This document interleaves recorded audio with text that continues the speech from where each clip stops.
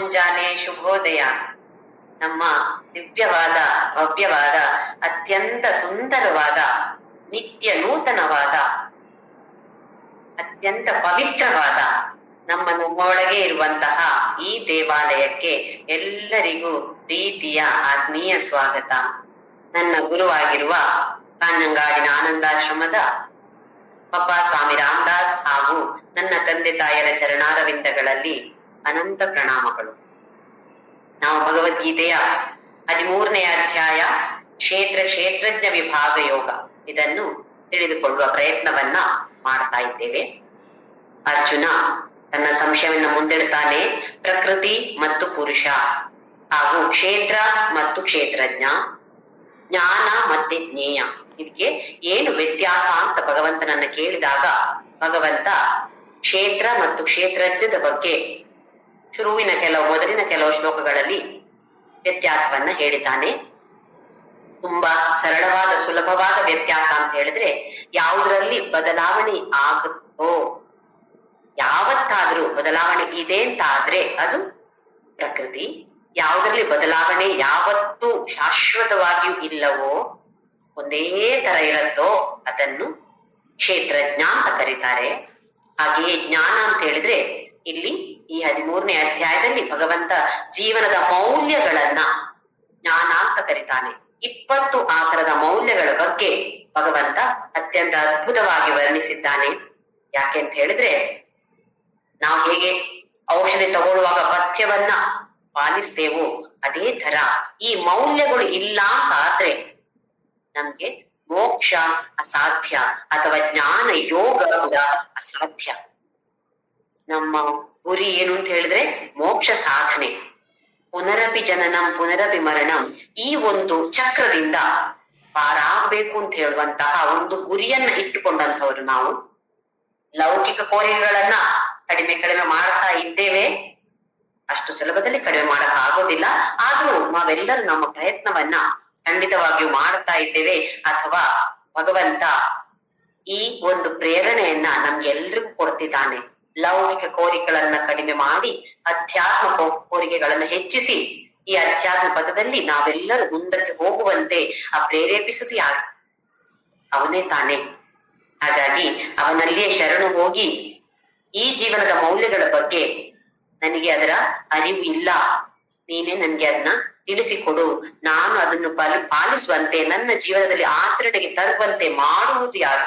ಅದು ಕೂಡ ಆ ಭಗವಂತ ಅಂತ ಹೇಳುವ ಈ ಉಪಾಸನಾ ಯೋಗವನ್ನ ಮುಂದಿಟ್ಟುಕೊಂಡು ಜ್ಞಾನ ಯೋಗವನ್ನ ನಾವೆಲ್ಲರೂ ಅರಿತುಕೊಳ್ಳುವ ಪ್ರಯತ್ನವನ್ನು ಮಾಡ್ಬೇಕು. ಜ್ಞಾನ ಯೋಗ ಅಂತ ಹೇಳಿದ್ರೆ ಶ್ರವಣ ಮನನ ನಿಧಿಧ್ಯಾಸನ. ಶ್ರವಣ ಅಂತ ಹೇಳಿದ್ರೆ ಬರೀ ಕೇಳೋದು ಅಂತಲ್ಲ, ಗ್ರಹಿಸುವಂಥದ್ದು. ಯಾವುದೇ ಒಂದು ಜ್ಞಾನೇಂದ್ರಿಯದ ಮೂಲಕ ನಾವು ಗ್ರಹಿಸುವಂಥದ್ದಕ್ಕೆ ಶ್ರವಣ ಅಂತ ಹೆಸರು. ಇಲ್ಲಿ ಮನನ ಅಂತ ಹೇಳಿದ್ರೆ ಮತ್ತೆ ಮತ್ತೆ ಅದರ ಬಗ್ಗೆ ಆಲೋಚನೆಯನ್ನ ಮಾಡಿ, ಯೋಚನೆಯನ್ನ ಮಾಡಿ, ನಾನು ಹೇಗೆ ಇದನ್ನ ನನ್ನ ಜೀವನದಲ್ಲಿ ಅಳವಡಿಸಿಕೊಳ್ಬಹುದು ಅಂತ ಹೇಳಿ ಬಂದಾಗ ನಮಗೆ ಸಂಶಯಗಳು, ನಾನಾ ತರದ ಸಂಶಯಗಳು ಹುಟ್ಟಿಕೊಳ್ಳುತ್ತವೆ. ಈ ಸಂಶಯಗಳನ್ನ ದೂರ ಮಾಡಿಕೊಳ್ಬೇಕು. ಇದು ಅಲ್ಲದೆ ಇದ್ರೆ, ಸಂಶಯವನ್ನ ಹಾಗೆ ಇಟ್ಕೊಂಡಿದ್ರೆ ಮತ್ತೆ ಮತ್ತೆ ಮುಂದಕ್ಕೆ ಹೋಗುವಂಥದ್ದು ತುಂಬಾ ಕಷ್ಟಕರವಾಗುತ್ತೆ. ಹಾಗಾಗಿ ಸಂಶಯ ಬಂದಾಗ ಸಂಶಯ ನಿವಾರಣೆಯನ್ನು ಮಾಡಿಕೊಳ್ಬೇಕು. ಇದಾದ್ರೆ ಮನನ, ಆಮೇಲೆ ನಿಧಿಧ್ಯಾಸನ. ನಮ್ಮ ಏನೆಲ್ಲ ವಾಸನೆಗಳನ್ನ ನಾವು ಹೊತ್ತುಕೊಂಡು ಬಂದಿದ್ದೇವೋ ಆ ವಾಸನೆಗಳೆಲ್ಲ ಸಂಸ್ಕಾರ ಅಂತ ಹೇಳ್ತೀವಿ, ವಾಸನೆ ಅಂತ ಹೇಳ್ತೀವಿ, ಅಥವಾ ನಮ್ಮ ಪಾಪ ಪುಣ್ಯದ ಫಲ ಅಂತ ಹೇಳ್ತೀವಿ. ಎಲ್ಲವನ್ನ ನಾವು ಹುಟ್ಟುವಾಗ ಹೊತ್ತುಕೊಂಡು ಬಂದಿದ್ದೇವೆ. ಆ ಹೊತ್ತುಕೊಂಡು ಬರೋದಕ್ಕೆ ತಾನೇ ಈ ದೇಹ ಬಂತು. ಈ ಮಾನವ ಜನ್ಮ ಎಂತ ದುರ್ಲಭವಾದದ್ದು. ಇದು ಸಿಕ್ಕಿದೆ ಅಂತ ಆದ್ರೆ ಎಷ್ಟೋ ಜನ್ಮಗಳ ಪುಣ್ಯವನ್ನು ನಾವು ಮಾಡಿದ್ದೇವೆ. ಹಾಗೆಯೇ ನಮ್ಗೆ ಈ ಅಧ್ಯಾತ್ಮದಲ್ಲಿ ಸ್ವಲ್ಪವಾದರೂ ಉತ್ಸಾಹವನ್ನು, ಕುತೂಹಲವನ್ನ ಭಗವಂತ, ಆಸಕ್ತಿಯನ್ನು ನಮ್ಗೆ ಭಗವಂತ ಕೊಟ್ಟಿದ್ದಾನೆ ಅಂತಾದ್ರೆ ಅದು ಖಂಡಿತವಾಗಿಯೂ ಎಷ್ಟೋ ಜನ್ಮಗಳ ಪುಣ್ಯ.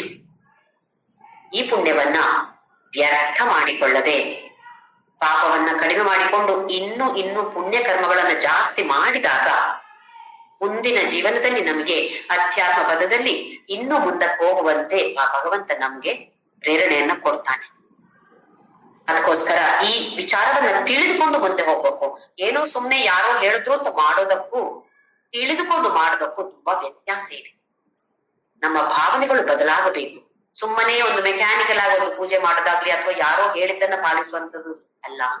ತಿಳಿದುಕೊಂಡು ಯಾಕೆ ನಾವ್ ಇದನ್ನ ಮಾಡ್ಬೇಕು, ಇದು ಮಾಡಿದ್ರಿಂದಾಗಿ ನಮ್ಗೆ ಏನಾಗತ್ತೆ, ಮಾಡದೇ ಇದ್ರೆ ಏನಾಗತ್ತೆ ಅಂತ ನಾವು ಅರಿತುಕೊಂಡಾಗ ನಮಗೆ ಜೀವನದಲ್ಲಿ ಅತ್ಯಂತ ಸಂತೋಷ ಸಿಗತ್ತೆ.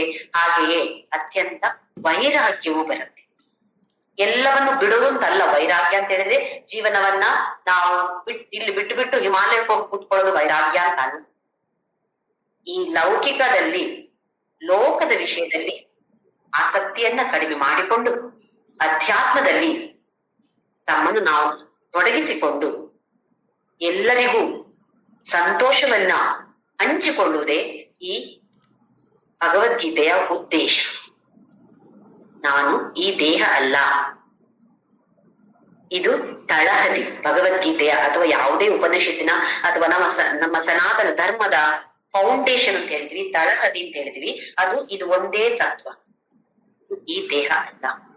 ಯಾಕೆಂತ ಹೇಳಿದ್ರೆ ನಮ್ಗೆಲ್ರಿಗೂ ನಾವು ಈ ದೇಹ ಅಂತ ಹೇಳುವ ಭಾವನೆಯಿಂದ ದೇಹದ ಅಭಿಮಾನ ವಿಪರೀತವಾಗಿ ಇರೋ ಕಾರಣ ದೇಹದ ಒಳಗಡೆ ಬೇರೆ ಒಂದು ಇದೆ ಅಂತ ಹೇಳುವ ತತ್ವ ಇದೆ ಅಂತ ಹೇಳೋದನ್ನ ತಿಳಿದುಕೊಳ್ಳುವ ಉತ್ಸಾಹ ಕೂಡ ಇಲ್ಲದೆ ನಮ್ಗೆಲ್ಲ ಹಾಗಾಗಿಲ್ಲ. ಭಗವಂತ ನಮ್ಗೆ ಅತ್ಯಂತ ಅನುಗ್ರಹದಿಂದ ನಮ್ಗೆ ಇದನ್ನೆಲ್ಲ ಕಲಿತುಕೊಳ್ಳುವಂತಹ ಉತ್ಸಾಹವನ್ನ ಕೊಟ್ಟಿದ್ದಾನೆ.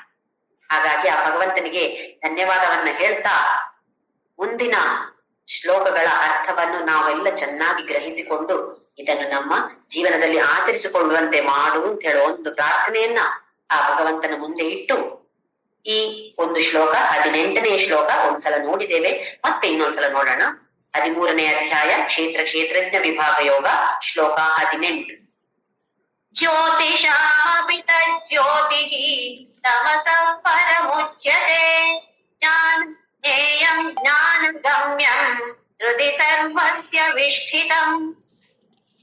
ಜ್ಯೋತಿಷಾಮಪಿ ತತ್ ಜ್ಯೋತಿ, ಆ ಜ್ಯೋತಿ ಅಂತ ಹೇಳೋದು ಎಲ್ಲ ಜ್ಯೋತಿಗಳಿಗೆ ಕೂಡ ಜ್ಯೋತಿಯಾಗಿದೆ. ಇದು ಅಂತರ್ಜ್ಯೋತಿ.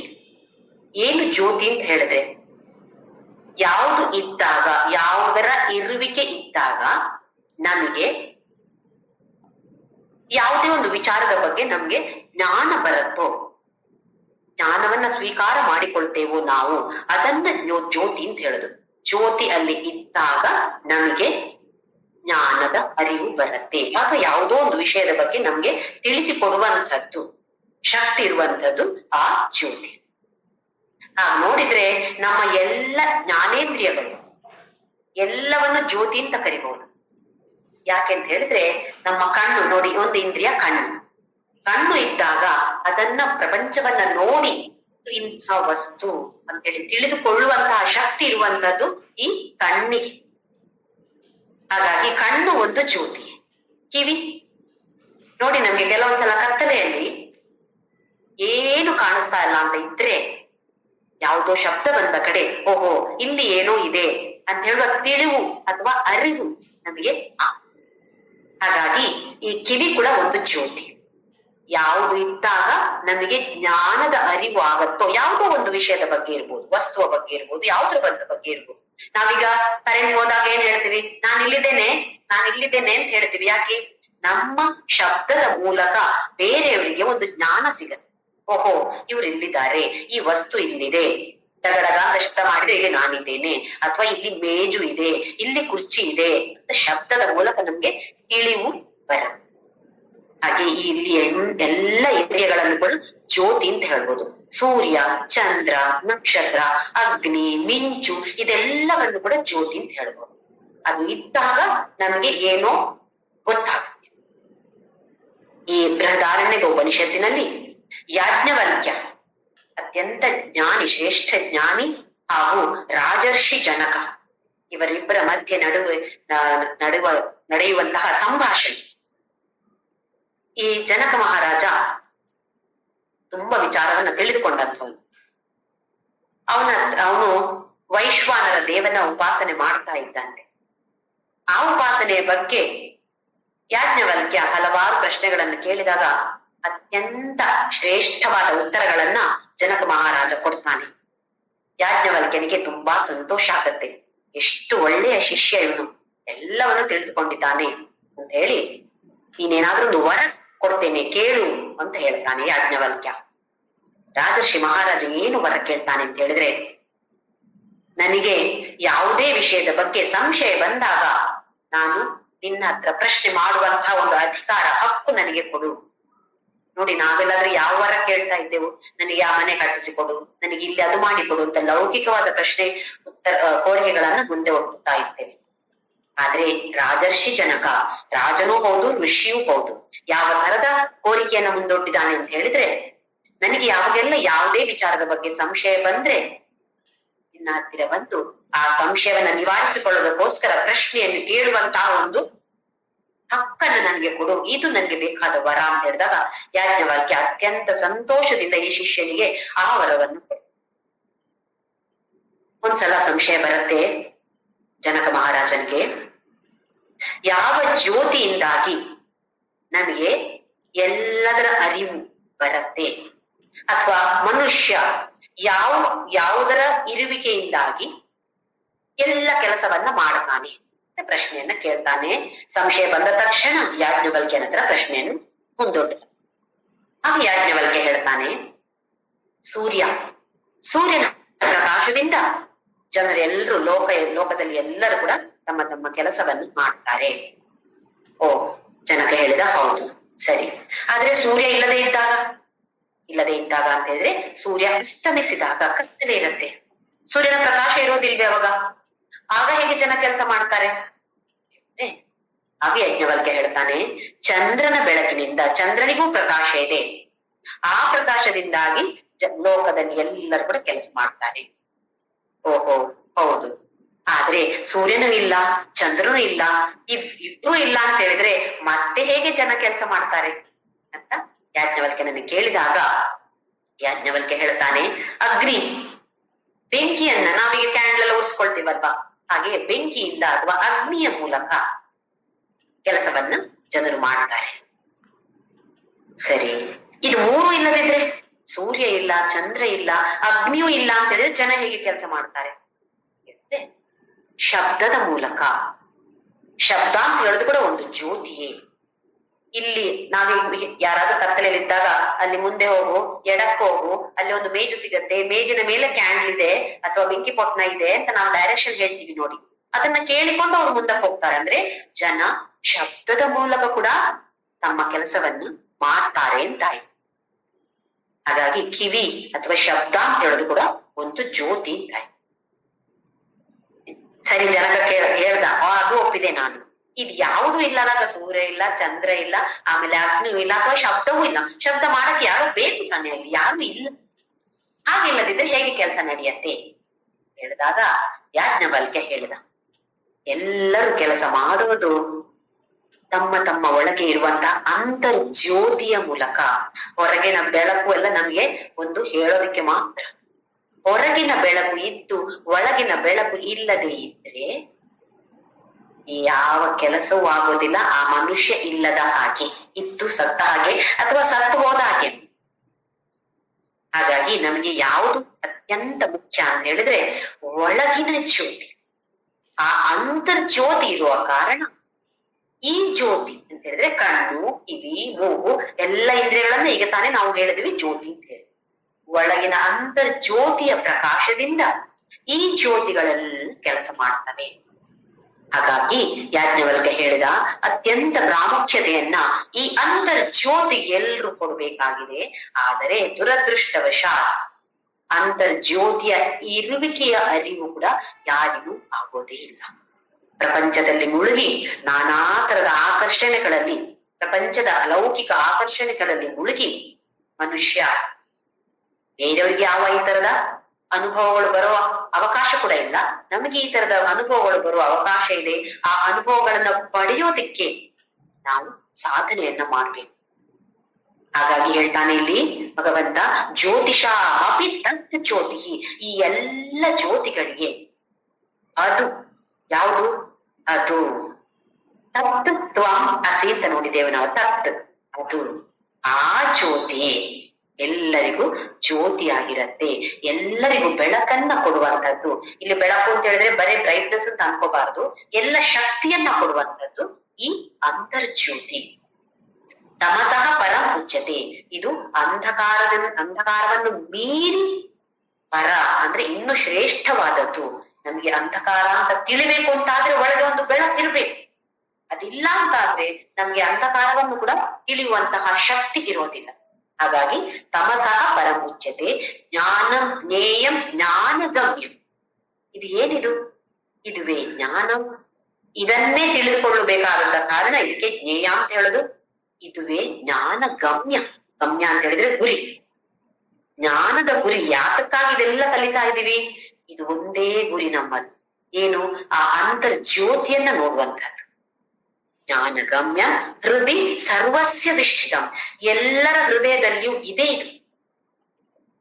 ಹೇಗೆ ನಮಗೆ ಈಗ ವಿದ್ಯುತ್ ಶಕ್ತಿ, ಎಲ್ಲ ಕಡೆ ಎಲ್ಲರ ಮನೆಯಲ್ಲಿ ವಿದ್ಯುತ್ ಶಕ್ತಿ ಇದೆ. ಆದ್ರೆ ಅದು ಫಲಕಾರಿ ಆಗ್ಬೇಕು. ಅದು ನಮ್ಗೆ ಇದೆಯೋ ಇಲ್ವಾ? ನಮ್ಗೆ ಕರೆಂಟ್ ಹೋದ್ರೆ ನಾವೇನ್ ಮಾಡ್ತೀವಿ? ಕರೆಂಟ್ ಬಂತಾ ಇಲ್ವಾ ಅಂತ ಹೇಗ್ ನೋಡ್ತೇವೆ? ಒಂದು ಫ್ಯಾನ್ ಸ್ವಿಚ್ ಆನ್ ಮಾಡಿ ಅದು ತಿರುಗಿತು ಅಂತ ಹೇಳಿದ್ರೆ ಕರೆಂಟ್ ಬಂದಿದೆ.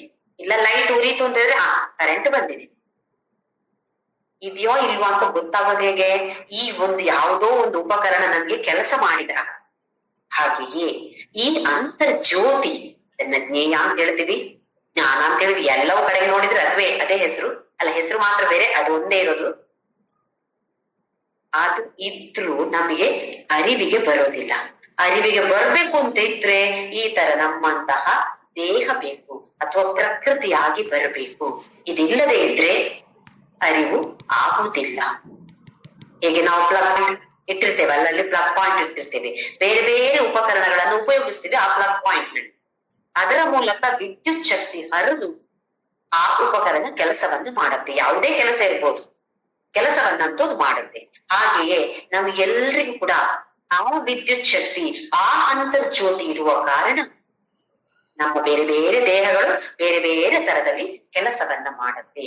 ಹೇಳಿದ್ರೆ ಎಲ್ಲದಕ್ಕೂ ಪ್ರಕಾಶವಾಗಿ ಜ್ಯೋತಿಯಾಗಿರುವಂತದ್ದು ಆ ಜ್ಯೋತಿ. ಆ ಅಂತರ್ಜ್ಯೋತಿ ಇರೋ ಕಾರಣ ನಮ್ಮ ಈ ದೇಹ ಅಂತ ಹೇಳುವ ಉಪಕರಣ ಕೆಲಸವನ್ನು ಮಾಡ್ತಾ ಇದೆ. ಮುಂದಿನ ಶ್ಲೋಕ ನಂಬರ್ 19. ಇತಿ ಕ್ಷೇತ್ರಂ ಧರ್ಮಜ್ಞಾನಂ ಜ್ಞೇಯಂ ಚೋಕ್ತಂ ಸಮಾಸತಃ ಮದ್ಭಕ್ತಯೇ ತದ್ವಿಜ್ಞಾಯ ಮದ್ಭಾವಯೋಪಪದ್ಯತೆ. ಏನ್ ಹೇಳ್ತಾನೆ ಭಗವಂತ ಅಂತ ಹೇಳಿದ್ರೆ, ಇತಿ ಹೀಗೆ, ಕ್ಷೇತ್ರ ಜ್ಞಾನಂ ಜ್ಞೇಯಂ, ಕ್ಷೇತ್ರದ ಬಗ್ಗೆ, ಕ್ಷೇತ್ರಜ್ಞದ ಬಗ್ಗೆ, ಜ್ಞಾನದ ಬಗ್ಗೆ, ಜ್ಞೇಯದ ಬಗ್ಗೆ, ಚ ಉಕ್ತಂ ಸಮಾಸತಃ, ನನ್ಗೆ ಸರಿಯಾಗಿ ಹೇಳಿದ್ದೇನೆ, ವಿವರವಾಗಿ ಹೇಳಿದ್ದೇನೆ ಇದರೆಲ್ಲದರ ಬಗ್ಗೆ. ಮದ್ಭಕ್ತ ಏತದ್ ವಿಜ್ಞಾಯ, ನನ್ನ ಭಕ್ತನಾದವನು ಇದನ್ನ ತಿಳಿದುಕೊಂಡು. ಇಲ್ಲಿ ಭಕ್ತ ಅಂತ ಹೇಳಿದ್ರೆ ಉಪಾಸನಾ ಯೋಗವನ್ನ ಮಾಡುವಂತವನು, ಭಕ್ತಿ ಇರುವಂತವನು. ಭಕ್ತಿ ಯಾರಿಗಿರ್ಬೇಕು? ಕರ್ಮಯೋಗಿಗೂ ಬೇಕು, ಉಪಾಸನಾ ಯೋಗಿಗೂ ಬೇಕು, ಜ್ಞಾನ ಯೋಗಿಗೂ ಭಕ್ತಿ ಬೇಕೇ ಬೇಕು. ಭಕ್ತಿ ಇಲ್ಲ ಅಂದ್ರೆ ನಡೆಯೋದೇ ಇಲ್ಲ. ಕರ್ಮಯೋಗ ಮಾಡ್ಬೇಕು ಅಂತ ಹೇಳಿದ್ರೆ ಸಮರ್ಪಣಾ ಭಾವ ಬರ್ಬೇಕು, ಅಥವಾ ಎಲ್ಲವೂ ಆ ಭಗವಂತನ ಪ್ರಸಾದ ಅಂತ ಸ್ವೀಕಾರ ಮಾಡ್ಬೇಕು ಅಂತ ಆದ್ರೆ ಖಂಡಿತವಾಗಿಯೂ ಭಗವಂತನಲ್ಲಿ ಭಕ್ತಿ ಇರ್ಬೇಕು. ಉಪಾಸನಾ ಯೋಗ ಮಾಡ್ಬೇಕು ಅಂತ ಇದ್ರೆ ಖಂಡಿತವಾಗಿಯೂ ಬೇಕೇ ಬೇಕು. ಜ್ಞಾನ ಯೋಗ ಮಾಡ್ಬೇಕು ಅಂತ ಆದ್ರೂ ಕೂಡ ಭಕ್ತಿ ಬೇಕೇ ಬೇಕು. ಈಗ ಕೆಲವೊಂದು ಕಡೆ ನೋಡ್ತೇವೆ ನಾವು ಉಪನಿಷತ್ತಿನ ಬಗ್ಗೆ ಸತ್ಸಂಗ ಅಥವಾ ಡಿಸ್ಕೋರ್ಸ್ ಇರ್ಬೋದು, ಪ್ರವಚನ ಇರ್ಬೋದು. ಏನ್ ಮಾಡ್ತಾರೆ? ಮೊದಲೊಂದು ದೀಪ ಹಚ್ಚುತ್ತಾರೆ, ಒಂದು ಶ್ಲೋಕ, ಪ್ರಾರ್ಥನಾ ಶ್ಲೋಕ ಅಂತ ಇರ್ತಾರೆ. ಅವ್ರಿಗೆ ಯಾಕೆ ಬೇಕು ಪ್ರಾರ್ಥನಾ ಶ್ಲೋಕ? ಅವ್ರು ಜ್ಞಾನ ಯೋಗಿಗಳಲ್ವಾ? ಜ್ಞಾನ ಯೋಗ ಅಂತ ಬೇಕು ಅಂತ ಆದ್ರೂ ಕೂಡ ಭಗವಂತನ ಮೇಲೆ ಭಕ್ತಿ ಖಂಡಿತವಾಗಿಯೂ ಬೇಕು. ಅದಿಲ್ಲದೆ ನಡೆಯೋದೇ ಇಲ್ಲ. ಮದ್ಭಕ್ತ ಏತದ್ ವಿಜ್ಞಾಯ, ನನ್ನ ಭಕ್ತನಾದವನು ಇದರ ಬಗ್ಗೆ ತಿಳಿದುಕೊಂಡು, ನಾವು ಕೂಡ ಎಲ್ಲರೂ ಭಕ್ತರೇ. ಈಗ ಇದರ ಬಗ್ಗೆ ತಿಳಿದುಕೊಂಡು, ಏತದ್ ವಿಜ್ಞಾಯ ತಿಳಿದುಕೊಂಡು, ಮದ್ಭಾವಯ ಉಪಪದ್ಯತೆ, ನನ್ನ ಭಾವನೆಗಳನ್ನ, ನನ್ನ ಬಗ್ಗೆ ಭಾವನೆಗಳನ್ನ ಪಡೆದುಕೊಳ್ತಾನೆ. ಆ ಭಾವನೆಗಳು ಅಂತ ಹೇಳಿದ್ರೆ ಕೊನೆಯಲ್ಲಿ ನಾನೇ ಆಗ್ತಾನೆ, ಅಹಂ ಬ್ರಹ್ಮಾಸ್ಮಿ, ನಾನೇ ಬ್ರಹ್ಮ ಅಂತ ಹೇಳುವ ಆ ಸ್ಥಿತಿಗೆ, ಆ ಮಟ್ಟಕ್ಕೆ ಏರ್ತಾನೆ ನನ್ನ ಭಕ್ತ. ಇಲ್ಲಿ ನಾವೀಗ ಶಾಲೆಯಲ್ಲೆಲ್ಲ ಟೀಚರ್ಗಳು ಕ್ಲಾಸ್ ಮಾಡಿದಾಗ ಹೇಗ್ ಮಾಡ್ತಾರೆ? ಇವತ್ತು ಪಾಠ ಹೇಳಿಕೊಡ್ತಾರೆ, ನಾಳೆ ಕ್ಲಾಸಿಗೆ ಬಂದು ಮೊದಲು ಏನ್ ಮಾಡ್ತಾರೆ, ನಿನ್ನೆ ಹೇಳಿಕೊಟ್ಟ ಪಾಠವನ್ನ ಒಂದೊಂದು ಪ್ರಶ್ನೆ ಕೇಳ್ತಾರೆ. ನಿನ್ನೆ ಹೇಗೆ ಕಲಿಸಿಕೊಟ್ಟದ್ದು ಏನಿದೆಯೋ ಆ ಪಾಠದಿಂದ ಪ್ರಶ್ನೆಗಳನ್ನ ಕೇಳ್ತಾರೆ. ಯಾಕೆ ಕೇಳ್ಬೇಕು? ಆ ಶಿಷ್ಯರಿಗೆ ಅದು ಅರ್ಥವಾಗಿದ್ಯೋ ಇಲ್ವೋ. ಅರ್ಥವಾಗದೇ ಇದ್ರೆ ಮತ್ತೆ ಮುಂದೆ ಹೋಗಿ ಏನು ಲಾಭ? ಅದಕ್ಕೋಸ್ಕರ ಭಗವಂತ ಇಲ್ಲಿ ಹೇಳ್ತಾನೆ, ನೋಡು ಅರ್ಜುನ, ಈಗ ಕ್ಷೇತ್ರಜ್ಞ ಜ್ಞಾನಜ್ಞ ಇದ್ರ ಬಗ್ಗೆ ಎಲ್ಲ ಹೇಳಿಕೊಟ್ಟೆ ನಾನು, ಆಯ್ತದ ನಿನ್ಗೆ ಅಂತ ಭಗವಂತ ಒಳ್ಳೆಯ ಟೀಚರ್ ಭಗವಂತ. ಅದಕ್ಕೆ ತಾನೇ ಜಗದ್ಗುರು ಅಂತ ಹೇಳದವ್ ನಾನು. ಹಾಗೆ ಅರ್ಜುನನ ಹತ್ರ ಇದನ್ನೆಲ್ಲ ಹೇಳಿಕೊಟ್ಟೆ, ಇನ್ನು ಮುಂದೆ ಏನ್ ಹೇಳ್ಕೊಡ್ತಾನೋ ನೋಡೋಣ. ಇನ್ಯಾವ್ದು ಬಾಕಿ ಇರೋದು ನಮ್ಗೆ? ಕ್ಷೇತ್ರ ಆಯ್ತು, ಕ್ಷೇತ್ರಜ್ಞ ಆಯ್ತು, ಜ್ಞಾನ ಆಯ್ತು, ಜ್ಞೇಯ ಆಯ್ತು, ಇನ್ನೆರಡು ಬಾಕಿ ಇದೆ, ಪ್ರಕೃತಿ ಮತ್ತು ಪುರುಷ. ಇದರ ಬಗ್ಗೆ ಭಗವಂತ ನಿತ್ಯ ಸುಂದರವಾಗಿ ವರ್ಣನೆಯನ್ನು ಕೊಡ್ತಿದ್ದಾನೆ. ನೋಡೋಣ. ಶ್ಲೋಕ ನಂಬರ್ 20. ಪ್ರಕೃತಿ ಪುರುಷಂ ಚೈವ ವಿದ್ಯನಾದಿ ಉಭಾವಪಿ ವಿಕಾರಾಂಶ ಗುಣಂಶ್ಚೈವ ವಿದ್ಧಿ ಪ್ರಕೃತಿ ಸಂಭವಾನ್. ಪ್ರಕೃತಿ ಪುರುಷ ಚ ಏವ ವಿದ್ಯನಾದಿ ಉಭಾವಪಿ. ಇದೆರಡರ ಬಗ್ಗೆ ಈಗ ನಾನು ಹೇಳ್ತೀನಿ ನಿಂಗೆ. ಪ್ರಕೃತಿ ಮತ್ತೆ ಪುರುಷ ಇದರ ಬಗ್ಗೆ ನೀನ್ ಪ್ರಶ್ನೆಯನ್ನ ಕೇಳಿದ್ಯಾ ಅರ್ಜುನ? ಹಾಗೆ ಇದ್ರ ಬಗ್ಗೆ ನಾನು ಹೇಳ್ತೇನೆ ನಿಂಗೆ. ವಿಕಾರಾಂಶ ಗುಣಾಂಶೈವ ವಿದ್ಧಿ ಪ್ರಕೃತಿ ಸಂಭವಾನ್. ಭಗವಂತ 7ನೇ ಅಧ್ಯಾಯದಲ್ಲಿ ಶ್ಲೋಕ ನಂಬರ್ 4, 5. ಭೂಮಿರಾಪೋ ನಲೋ ವಾಯು ಕಮ್ಮನೋ ಬುದ್ಧಿರೇವಚ ಅಹಂಕಾರ ಇತೀಯಮ್ಮೆ ಭಿನ್ನ ಪ್ರಕೃತಿರಷ್ಟದ ಅಪರೇಯಮಿತಸ್ತ್ವಂ. 4ನೇ ಶ್ಲೋಕದಲ್ಲಿ ಭೂಮಿ, ಆಪ, ನಲ, ಅನಲ, ವಾಯು ಇದೆಲ್ಲವೂ 8 ವಿಧಗಳ ಪ್ರಕೃತಿ. ಅದು ನಾನು ಅರ್ಜುನ. ಇದರಿಂದ ಮೀರಿದ ಒಂದು ಪರ ಪ್ರಕೃತಿ ಇದೆ, ಅದು ಕೂಡ ನಾನು. ಅದು ಪುರುಷ. ಆ ಪುರುಷ ಅಂತ ಹೇಳೋದು ನಾನು. ಈ 8 ವಿಧವಾದ ವಿಭಾಗ ಮಾಡಿದಂತಹ ಪ್ರಕೃತಿ ಅಂತ ಹೇಳೋದು ಅದು ಕೂಡ ನಾನೇ. ಅಂದ್ರೆ ಸ್ವಲ್ಪ ಕೆಳಗೆ ಇದೆ ಅದು ಪ್ರಕೃತಿ. ಪುರುಷ ಅಂತ ಹೇಳೋದು ಸ್ವಲ್ಪ ಮೇಲೆ ಇದೆ, ಅಥವಾ ಪರವಾಗಿದೆ, ಇನ್ನು ಶ್ರೇಷ್ಠವಾದದ್ದು ಇದು ನಾನು. ಭಗವಂತ 7ನೇ ಅಧ್ಯಾಯದಲ್ಲಿ ಜ್ಞಾನ ವಿಜ್ಞಾನ ಯೋಗದಲ್ಲಿ 4ನೇ ಮತ್ತೆ 5ನೇ ಶ್ಲೋಕದಲ್ಲಿ ಇದನ್ನ ತಿಳಿ ಹೇಳಿದ್ದಾನೆ ನಮ್ಗೆ. ಈಗ ಮತ್ತೆ ಅದೇ ಪ್ರಕೃತಿ ಮತ್ತು ಪುರುಷನ ಬಗ್ಗೆ ಹೇಳ್ತೇನೆ. ಒಂದು ಪಾಯಿಂಟ್ ಅನ್ನ ನಾವು ನೋಡಿದ್ದೆವು. ಪ್ರಕೃತಿ ಅಂತ ಹೇಳಿದ್ರೆ ಯಾವುದ್ರಲ್ಲಿ ಬದಲಾವಣೆ ಆಗತ್ತೋ ಅದು ಪ್ರಕೃತಿ, ಯಾವುದ್ರಲ್ಲಿ ಬದಲಾವಣೆ ಯಾವತ್ತೂ ಆಗೋದೇ ಇಲ್ವೋ ಅದನ್ನು ಪುರುಷ ಅಂತ ಹೇಳಿ. ನಾವು ಇನ್ನೊಂದು ವಿಧವಾಗಿ ನೋಡ್ಬೇಕು ಅಂತಿದ್ರೆ, ಪ್ರಕೃತಿ ಅಂತ ಹೇಳಿದ್ರೆ ಮಾಯಾ, ಪುರುಷನ ಶಕ್ತಿ. ಇಲ್ಲಿ ಪುರುಷ ಅಂತ ಹೇಳಿದ್ರೆ ಗಂಡಸರು ಹೆಂಗಸರು ಅಂತ ಹೇಳೋ ಭಾವನೆಯನ್ನು ಯಾರು ಇಟ್ಕೊಳ್ಬಾರ್ದು ದಯವಿಟ್ಟು. ಪುರುಷ ಅಂತ ಹೇಳಿದ್ರೆ ಆ ತತ್ವ ಅಥವಾ ಆತ್ಮ, ಪರಮಾತ್ಮ ಅಂತ ನಾವು ಯಾವ್ದನ್ನ ಹೇಳ್ತೇವೋ ಅದನ್ನು ಪುರುಷ ಅಂತ ಹೇಳತೀವಿ. ಪ್ರಕೃತಿ ಅಂತ ಹೇಳಿದ್ರೆ ನಾವು ಮಾಯೆ ಅಂತ ಹೇಳ್ತೀವಲ್ಲ, ದೊಡ್ಡ ಮಾಯೆ, ಮಾಯಾ ಅದು ಪ್ರಕೃತಿ ಇಲ್ಲಿ. ಹಾಗೆ ಇಲ್ಲಿ ಮಾಯೆಗೆ ಪ್ರಕೃತಿಯಿಂದ ಹೆಸರನ್ನು ಕೊಟ್ಟಿದ್ದಾನೆ ಭಗವಂತ. ಪುರುಷ ಅಂತ ಹೇಳಿದ್ರೆ ತಂದೆಯ ಹಾಗೆ, ಪ್ರಕೃತಿ ಅಂತ ಹೇಳಿದ್ರೆ ತಾಯಿಯ ಹಾಗೆ. ಜಗತಃ ಪಿತರವು ಒಂದೇ ಪಾರ್ವತಿ ಪರಮೇಶ್ವರವು ವಾಗರ್ಥವಿವ ಸಂಪೃಕ್ತೌ ವಾಗರ್ಥ ಪ್ರತಿಪತ್ತೆಯೇ ಜಗತಃ ಪಿತರವು ಒಂದೇ ಪಾರ್ವತಿ ಪರಮೇಶ್ವರವು. ಈ ಜಗತ್ತಿಗೆ ತಂದೆ ತಾಯಿಯಾಗಿರುವುದು ಯಾರು? ಪಾರ್ವತಿ ಮತ್ತು ಪರಮೇಶ್ವರ. ಹಾಗೆ ಇಲ್ಲಿ ತಾಯಿ ಅಂತ ಹೇಳುದು ಪ್ರಕೃತಿ, ತಂದೆ ಅಂತ ಹೇಳುದು ಪುರುಷ. ಮತ್ತೆ ಲಿಂಗ ಭೇದವಾಗಿ ಅಲ್ಲ, ನಮ್ಮ ಒಂದು ಅರ್ಥ ಆಗೋದಕ್ಕೋಸ್ಕರ ಹಾಗೆ ಪ್ರಕೃತಿ ಅಂತ ಹೇಳಿದ್ರೆ ತಾಯಿ, ಪುರುಷ ಅಂತ ಹೇಳಿದ್ರೆ ತಂದೆ ಅಂತ ಹೇಳುದಷ್ಟೇ. ಲಿಂಗ ಭೇದವು ಖಂಡಿತವಾಗಿಯೂ ಇಲ್ಲ. ಹಾಗೆ ಇದಕ್ಕೆ ಪುರುಷ ಪ್ಲಸ್ ಪ್ರಕೃತಿ ಅಂತ ಹೇಳಿದ್ರೆ ಆ ಪರಬ್ರಹ್ಮ, ಪರಮೇಶ್ವರ ಅಥವಾ ಈಶ್ವರ ಅಂತ ನಾವು ಹೇಳ್ತೀವಿ. ಅದನ್ನು ಪುರುಷ ಮತ್ತೆ ಪ್ರಕೃತಿ. ಪುರುಷನ ಶಕ್ತಿ ಪ್ರಕೃತಿ. ಈಗ ಒಂದು ಫ್ಯಾನ್ ಇದೆ, ಫ್ಯಾನ್ ತಿರುಗಿದಾಗ ಬರುತ್ತೆ, ತಿರುಗತ್ತಲ್ವಾ? ತಿರುಗದಕ್ಕೆ ವಿದ್ಯುತ್ ಶಕ್ತಿ ಬೇಕು. ನಮ್ಗೆ ನಿಜವಾಗಿ ಏನ್ ಬೇಕಾಗಿರೋದಲ್ಲಿ ಆ ಗಾಳಿ ಬೇಕು, ಶಕ್ತಿ ಬೇಕು, ಅದನ್ನು ತಿರುಗಿಸುವಂತ ಶಕ್ತಿ ಬೇಕು. ಆ ಪುರುಷ ಸುಮ್ಮನೆ ಇರುವಂತದ್ದು ಶಕ್ತಿ ಇದೆ, ಪುರುಷನ ಶಕ್ತಿ. ಆ ಶಕ್ತಿಗೆ ಹೆಸರು ಪ್ರಕೃತಿ. ಆ ಶಕ್ತಿಯಿಂದಾಗಿ ವಿಕಾರಾಂಶ ಗುಣಾಂಶ ಚೈವ, ಎಲ್ಲ ಗುಣಗಳು, ಎಲ್ಲ ವಿಕಾರಗಳು, ಅಂದ್ರೆ ವಿಕಾರ ಅಂತ ಹೇಳಿದ್ರೆ ಬದಲಾವಣೆಗಳು, ಎಲ್ಲ ಬದಲಾವಣೆಗಳು ಪ್ರಕೃತಿ ಸಂಭವ, ಪ್ರಕೃತಿಯಿಂದ ಸಂಭವಗೊಳ್ಳುತ್ತೆ. ಈಗ ನಾವು ಸಾತ್ವಿಕ, ರಾಜಸಿಕ, ತಾಮಸಿಕ ಗುಣ ಅಂತ ಹೇಳ್ತೀವಿ. ಅಥವಾ ನಮ್ಮಲ್ಲಿರುವಂತಹ ಬೇರೆ ಬೇರೆ ಗುಣಗಳು, ಭೌತಿಕ ಗುಣಗಳು ಇವೆ. ನೋಡೋದಕ್ಕೆ ಬಿಳಿಯಾಗಿದ್ದಾರೆ, ಕಪ್ಪಾಗಿದ್ದಾರೆ, ದಪ್ಪಾಗಿದ್ದಾರೆ, ಸಣ್ಣಾಗಿದ್ದಾರೆ, ಎತ್ತರವಾಗಿದ್ದಾರೆ, ಕುಳ್ಳಗಾಗಿದ್ದಾರೆ, ಗುಣಗಳನ್ನ, ದೇಹದ ಭೌತಿಕ ಗುಣಗಳನ್ನು ಹೇಳ್ತೇವೆ ನಾವು. ಹಾಗೆಯೇ ಮನಸ್ಸಿನ ಗುಣಗಳನ್ನು ನಾವು ಹೇಳ್ತೇವೆ. ಅಬ್ಬಾ ಅವರಿಗೆ ಭಯಂಕರ ಸಿಟ್ಟು ಮಾರ್ಯಾರೆ, ಯಾವತ್ತು ನೋಡಿ ಸಿಟ್ಟು ಗಡಗಡ ಅಂತ ಹೇಳ್ತಿರ್ತಾರೆ. ಅದವರ ಪ್ರಕೃತಿ, ಅದವರ ನೇಚರೇ. ಎಲ್ಲಿಂದ ಬಂತು ಇದು? ಇದು ಕೂಡ ಪ್ರಕೃತಿ ಸಂಭವಾನ್, ಪ್ರಕೃತಿಯಿಂದ ಬಂದಿರುವಂತಹ ಎಲ್ಲ ಗುಣಗಳು. ಹಾಗೆ ವಿಕಾರಾಂಶ ಗುಣಾಂಶೈವ ವಿಧಿ ಪ್ರಕೃತಿ ಸಂಭವಾನ್. ಪುರುಷ ಅಂತ ಹೇಳುದು ಚೇತನ, ಪ್ರಕೃತಿ ಅಂತ ಹೇಳುದು ಅಚೇತನ. ಅದಕ್ಕೆ ಯಾವ ಚೇತನವೂ ಇಲ್ಲ, ಆದ್ರೆ ಅದಕ್ಕೆ ಯಾವ ಪ್ರಕಾಶವೂ ಇಲ್ಲ, ಅದು ಜ್ಯೋತಿಯೇ ಅಲ್ಲ. ಪುರುಷ ಮಾತ್ರ ಜ್ಯೋತಿ. ಆದ್ರೆ ಈ ಪ್ರಕೃತಿ ಏನ್ ಮಾಡತ್ತೆ? ಪುರುಷನಿಂದ ಸಾಲ ಎರವಲು ಪಡೆದುಕೊಳ್ಳಲು, ಆ ಶಕ್ತಿಯನ್ನ ಎರವಲು ಪಡೆದುಕೊಂಡು ಈ ದೇಹ, ಈ ಬುದ್ಧಿ, ಈ ಮನಸ್ಸು, ಇದೆಲ್ಲವೂ ಏನು? ಎಲ್ಲವೂ ಪ್ರಕೃತಿಯಿಂದಲೇ ಬಂದಿರುವಂತದ್ದು.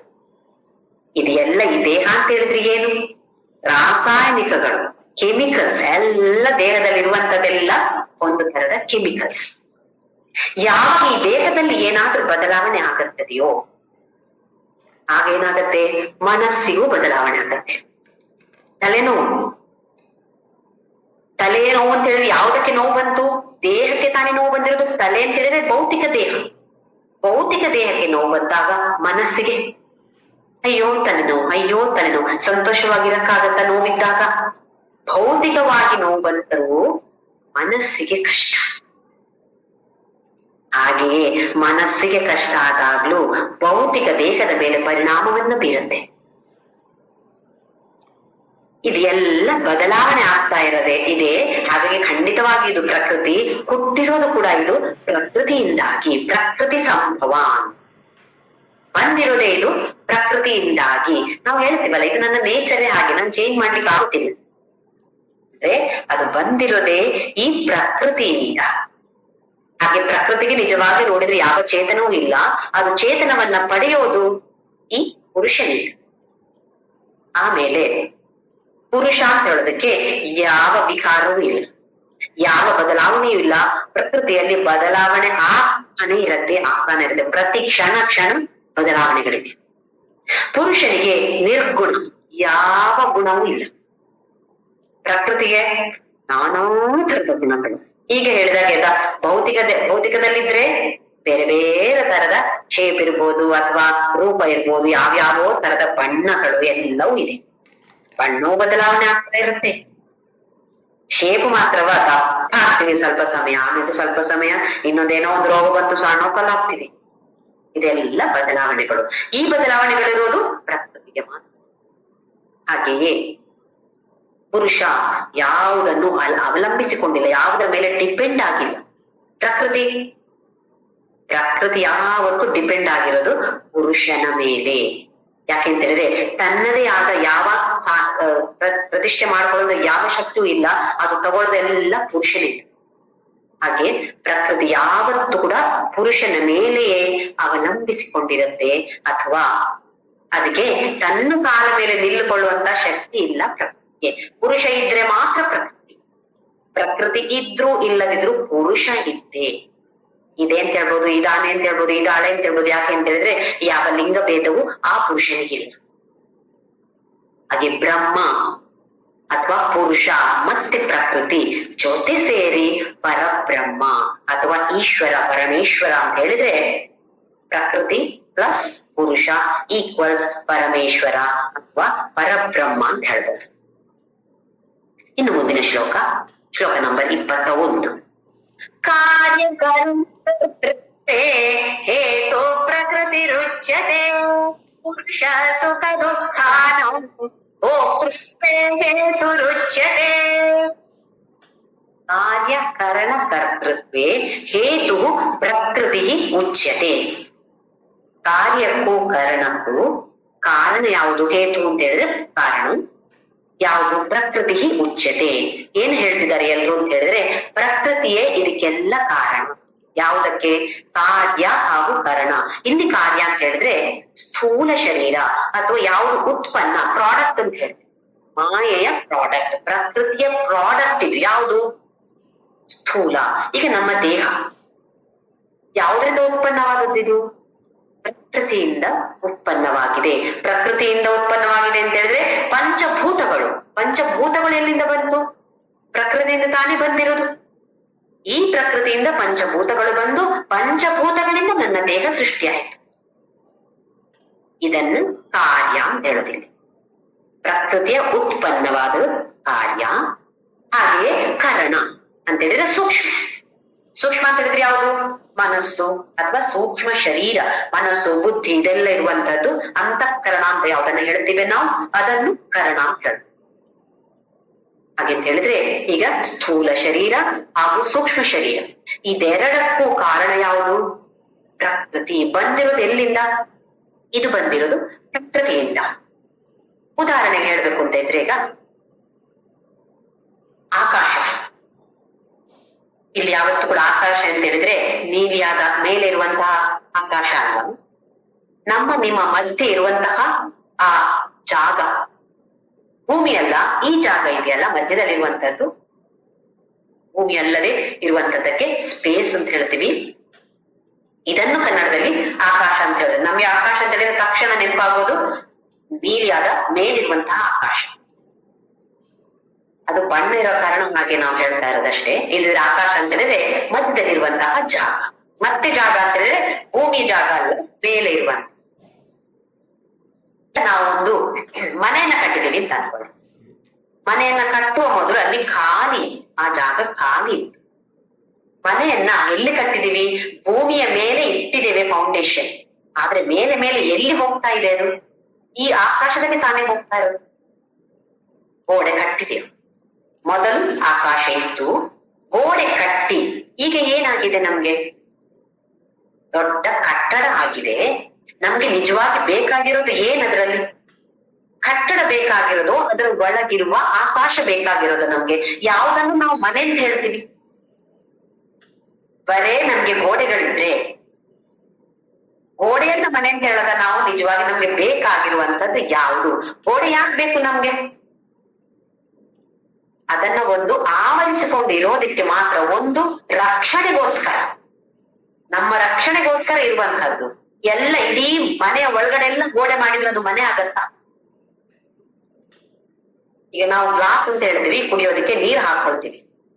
ನಮ್ಗೆ ನಿಜವಾಗಿ ಬೇಕಿದ್ದದ್ದು ಏನು?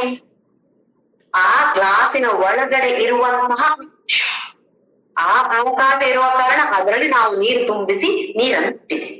ಹಾಗಾದ್ರೆ ಬೇಕಾದದ್ದು ಯಾವುದು ನಮ್ಗೆ? ಗ್ಲಾಸ್ ಅಲ್ಲ, ಗ್ಲಾಸಿನ ಒಳಗಡೆ ಇರುವಂತಹ ಆಕಾಶ. ಈ ದೇಹವೂ ಅಷ್ಟೇ. ಈ ನಾವು ಏನ್ ಹೇಳ್ತೀವಿ ಶುರುವಲ್ಲಿ? ನನ್ನ ಒಳಗಡೆ ಆತ್ಮ ಇದೆ ಅಂತ ತಿಳಿದುಕೊಳ್ಳಿ. ಆಮೇಲೆ ಸ್ವಲ್ಪ ಸ್ವಲ್ಪ ಮುಂದೆ ಹೋದಾಗ ನನ್ನ ಒಳಗಡೆ ಮಾತ್ರ ಅಲ್ಲ, ನನ್ನ ಹೊರಗಡೆಯೂ ಇದೆ. ಹೇಗೆ ನಾವೊಂದು ಮಣ್ಣಿನ ಒಂದು ಮಡಿಕೆ ಇಟ್ಕೊಂಡಿದ್ದೇವೆ ಅಂತ ಅನ್ಕೊಳ್ಳಿ, ಕೈಯಲ್ಲಿ ಮಣ್ಣಿನ ಮಡಿಕೆ ಇದೆ. ಮಡಿಕೆಯ ಒಳಗಡೆ ಆಕಾಶ ಇದೆ. ಹೌದು, ಮಡಿಕೆಯ ಒಳಗಡೆ ಆಕಾಶ ಇದೆ. ಮಡಿಕೆಯ ಹೊರಗಡೆ, ಮಡಿಕೆಯ ಹೊರಗಡೆಯೂ ಆಕಾಶ ಇದೆ ಅಂತ ಅರ್ಥ ಆಯ್ತು ನಮ್ಗೆ. ಒಳಗಡೆ ಆಕಾಶ ಇದೆ ಅಂತ ಶುರುವಲ್ಲಿ ಅರ್ಥ ಆಯ್ತು. ಆಮೇಲೆ ಮಡಿಕೆಯ ಹೊರಗಡೆ ಕೂಡ ಆಕಾಶ ಇದೆ. ಆಮೇಲೆ ಮುಂದಕ್ಕೆ ಹೋದಾಗ ಏನಾಗತ್ತೆ ನಮ್ಗೆ ಅರ್ಥ? ಆಕಾಶದಲ್ಲಿ ಮಡಿಕೆ ಇದೆ ಅಲ್ವೇ? ಈ ಮಡಿಕೆಯನ್ನ ಒಡೆದು ಹೋದ್ರೆ ಏನಾಗತ್ತೆ? ಆಕಾಶ ಎಲ್ಲಾದ್ರೂ ಹೋಗತ್ತಾ? ಆಕಾಶ ಅಲ್ಲೇ ಇರುತ್ತೆ ತಾನೆ. ಮಡಿಕೆಯನ್ನ ಮಾಡಿಕೊಂಡಾಗ ಈ ಒಂದು ಇದಕ್ಕೆ ಆವರಣ ಸಿಗತ್ತೆ. ಒಂದು ಆಕಾಶಕ್ಕೆ, ಒಂದು ಸ್ವಲ್ಪ ಆಕಾಶಕ್ಕೆ ಈ ಮಡಿಕೆಯ ಆವರಣ ಸಿಕ್ಕಿ ಒಂದು ಎನ್ಕ್ಲೋಷರ್ ಅಂತ ಹೇಳ್ತೀವಿ. ಅದ್ರ ಒಳಗಡೆ ನಮ್ಗೆ ಓಹೋ ಏನೋ ನಾವು ಸ್ಪೆಷಲ್ ಆಗಿ ಜಾಗ ಮಾಡಿಕೊಂಡಾಗೆ ಆ ಜಾಗ ಅಲ್ಲಿ ಇತ್ತು, ನಾವು ಮಾಡಿದ್ದೆ ನಮ್ಮ ಉಪಯೋಗಕ್ಕೋಸ್ಕರ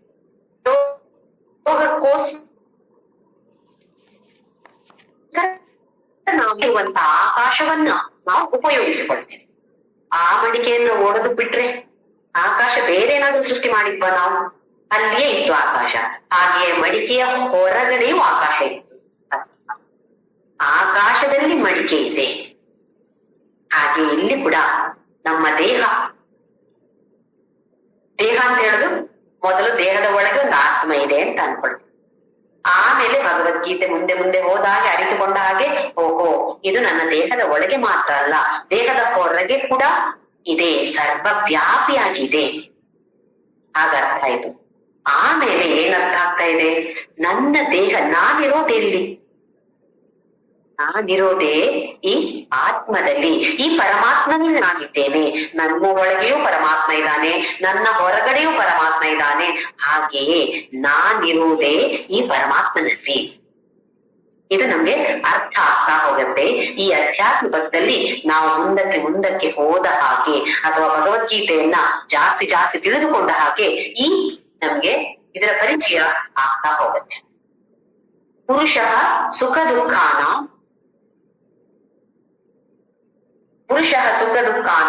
ಭೋಕ್ತೃತ್ವೇ ಹೇತು ಉಚ್ಯತೆ. ಸುಖ ದುಃಖ ಇದನ್ನ ಅನುಭವಿಸುವುದು ಯಾರು?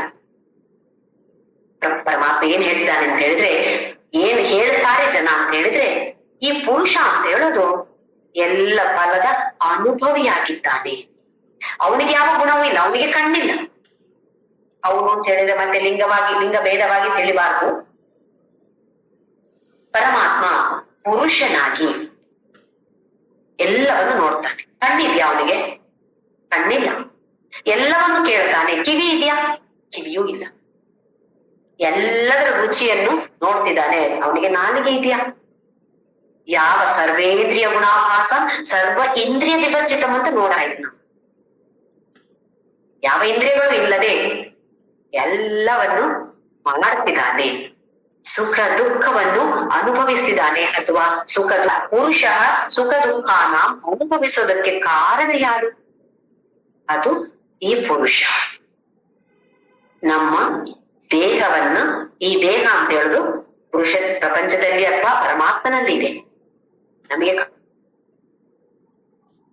ಕಾಣುವಾಗ ಪ್ರಪಂಚ ಅಂತ ಕಾಣ್ತಾ ಇದೆ. ಆ ಪ್ರಪಂಚ ಅಂತ ಹೇಳಿದ್ರೆ ಏನು? ಪ್ರಕೃತಿ ಅಂತ ಹೇಳಿದ್ರೆ ಏನು? ಪುರುಷನಿಂದ ಬಂದಿರುವಂತದ್ದು, ತನ್ನದೇ ಆದ ಒಂದು ಅಸ್ತಿತ್ವ ಇಲ್ಲದೆ ಇರುವಂತದ್ದು ಪ್ರಕೃತಿ. ನಮ್ಮ ದೇಹ ಪುರುಷ ಅಂತ ಹೇಳುದು ನಮ್ಮ ದೇಹದ ಒಳಗೂ ಇದೆ, ಹೊರಗೂ ಇದೆ, ಅಥವಾ ಸರ್ವವ್ಯಾಪಿ ಎಲ್ಲ ಕಡೆಯಲ್ಲಿಯೂ ಇದೆ.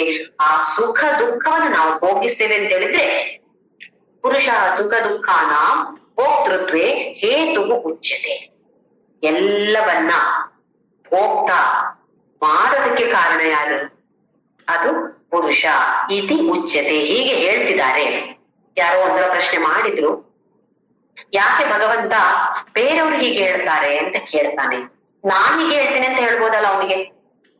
ಅವನೇ ಎಲ್ಲರಿಗೂ ಶ್ರೇಷ್ಠ, ಎಲ್ಲರಿಗಿಂತಲೂ ಶ್ರೇಷ್ಠವಾಗಿರೋರು ಅವನೇ ಅಂತ ಹೇಳಿದ್ರೆ ಉಚ್ಯತೆ ಅಂತ ಯಾಕೆ ಹೇಳ್ತಾನೆ? ಹೀಗೆ ಹೇಳ್ತಾರೆ ಒಳ್ಳೆಯ ಜನರು, ಬುದ್ಧ ಜನರು ಅಥವಾ ಬುದ್ಧಿ ಇರುವಂತವ್ರು ಹೀಗೆ ಹೇಳ್ತಾರೆ ಅಂತ ಯಾಕೆ ಭಗವಂತ ಹೇಳ್ತಾನೆ ಅಂತ ಯಾರೋ ನಂಗೆ ಈಗ ಒಂದು ವಾರದ ಹಿಂದೆ ಪ್ರಶ್ನೆ ಕೇಳಿದ್ರು. ಅತ್ಯಂತ ಸರಳವಾದ ಗುಣ ಇದು, ಆದ್ರೆ ಅತ್ಯಂತ ಕಷ್ಟವಾದ ಗುಣ ಕೂಡ, ಕ್ಲಿಷ್ಟವಾದದ್ದು ಕೂಡ ಈ ಗುಣ ಒಂದು. ನನಗೆ ಗೊತ್ತಿದ್ರು ಕೂಡ ನೋಡಿ ನಾನ್ ಹೀಗೆ ಹೇಳ್ತೇನೆ ಅದಕ್ಕೆ ನೀವು ತಿಳ್ಕೊಳ್ಳಿ ಅಂತ ಹೇಳುವಂತದ್ದಕ್ಕೂ, ಹೀಗೆ ಹೇಳ್ತಿದ್ದಾರೆ ಭಗವಂತ, ನಾವು ಹೇಳಿಕೊಡುವಾಗ ಭಗವಂತ ಹೀಗೆ ಹೇಳ್ತಾನೆ ಅಥವಾ ಪುರಾಣ ಹೇಳತ್ತೆ ಅಂತ ಹೇಳಿದ್ರೆ ಭಗವಂತ ಅದೇ ತಾನೇ ಹೇಳುದು. ನಮ್ಮ ಪುರಾಣಗಳಲ್ಲಿ ಹಾಗೆ ಹೇಳಿದ್ದಾರೆ ಇತಿ ಉಚ್ಯತೆ. ಎಷ್ಟೊಂದು ಸಲ ನಾವು ನೋಡಿದೆವು. ನಾನ್ ಹೀಗೆ ಹೇಳ್ತೇನೆ ಅರ್ಜುನ, ಅದಕ್ಕೆ ಅದು ಸರಿ ಅಂತ ಯಾವತ್ತಾದ್ರೂ ಪರಮಾತ್ಮ ಹೇಳಿದಾನ? ಒಪಿನಿಯನ್ ಹೀಗೆ, ನನ್ನ ವಿಚಾರ ಹೀಗೆ ಅಂತ ಕೆಲವು ಕಡೆ ಹೇಳ್ತಾನೆ ಅಷ್ಟೇ ಹೊರತು ಹೆಚ್ಚಿನ ಕಡೆಯಲ್ಲಿ ಇತಿ ಉಚ್ಯತೆ ಅಂತ ಹೇಳ.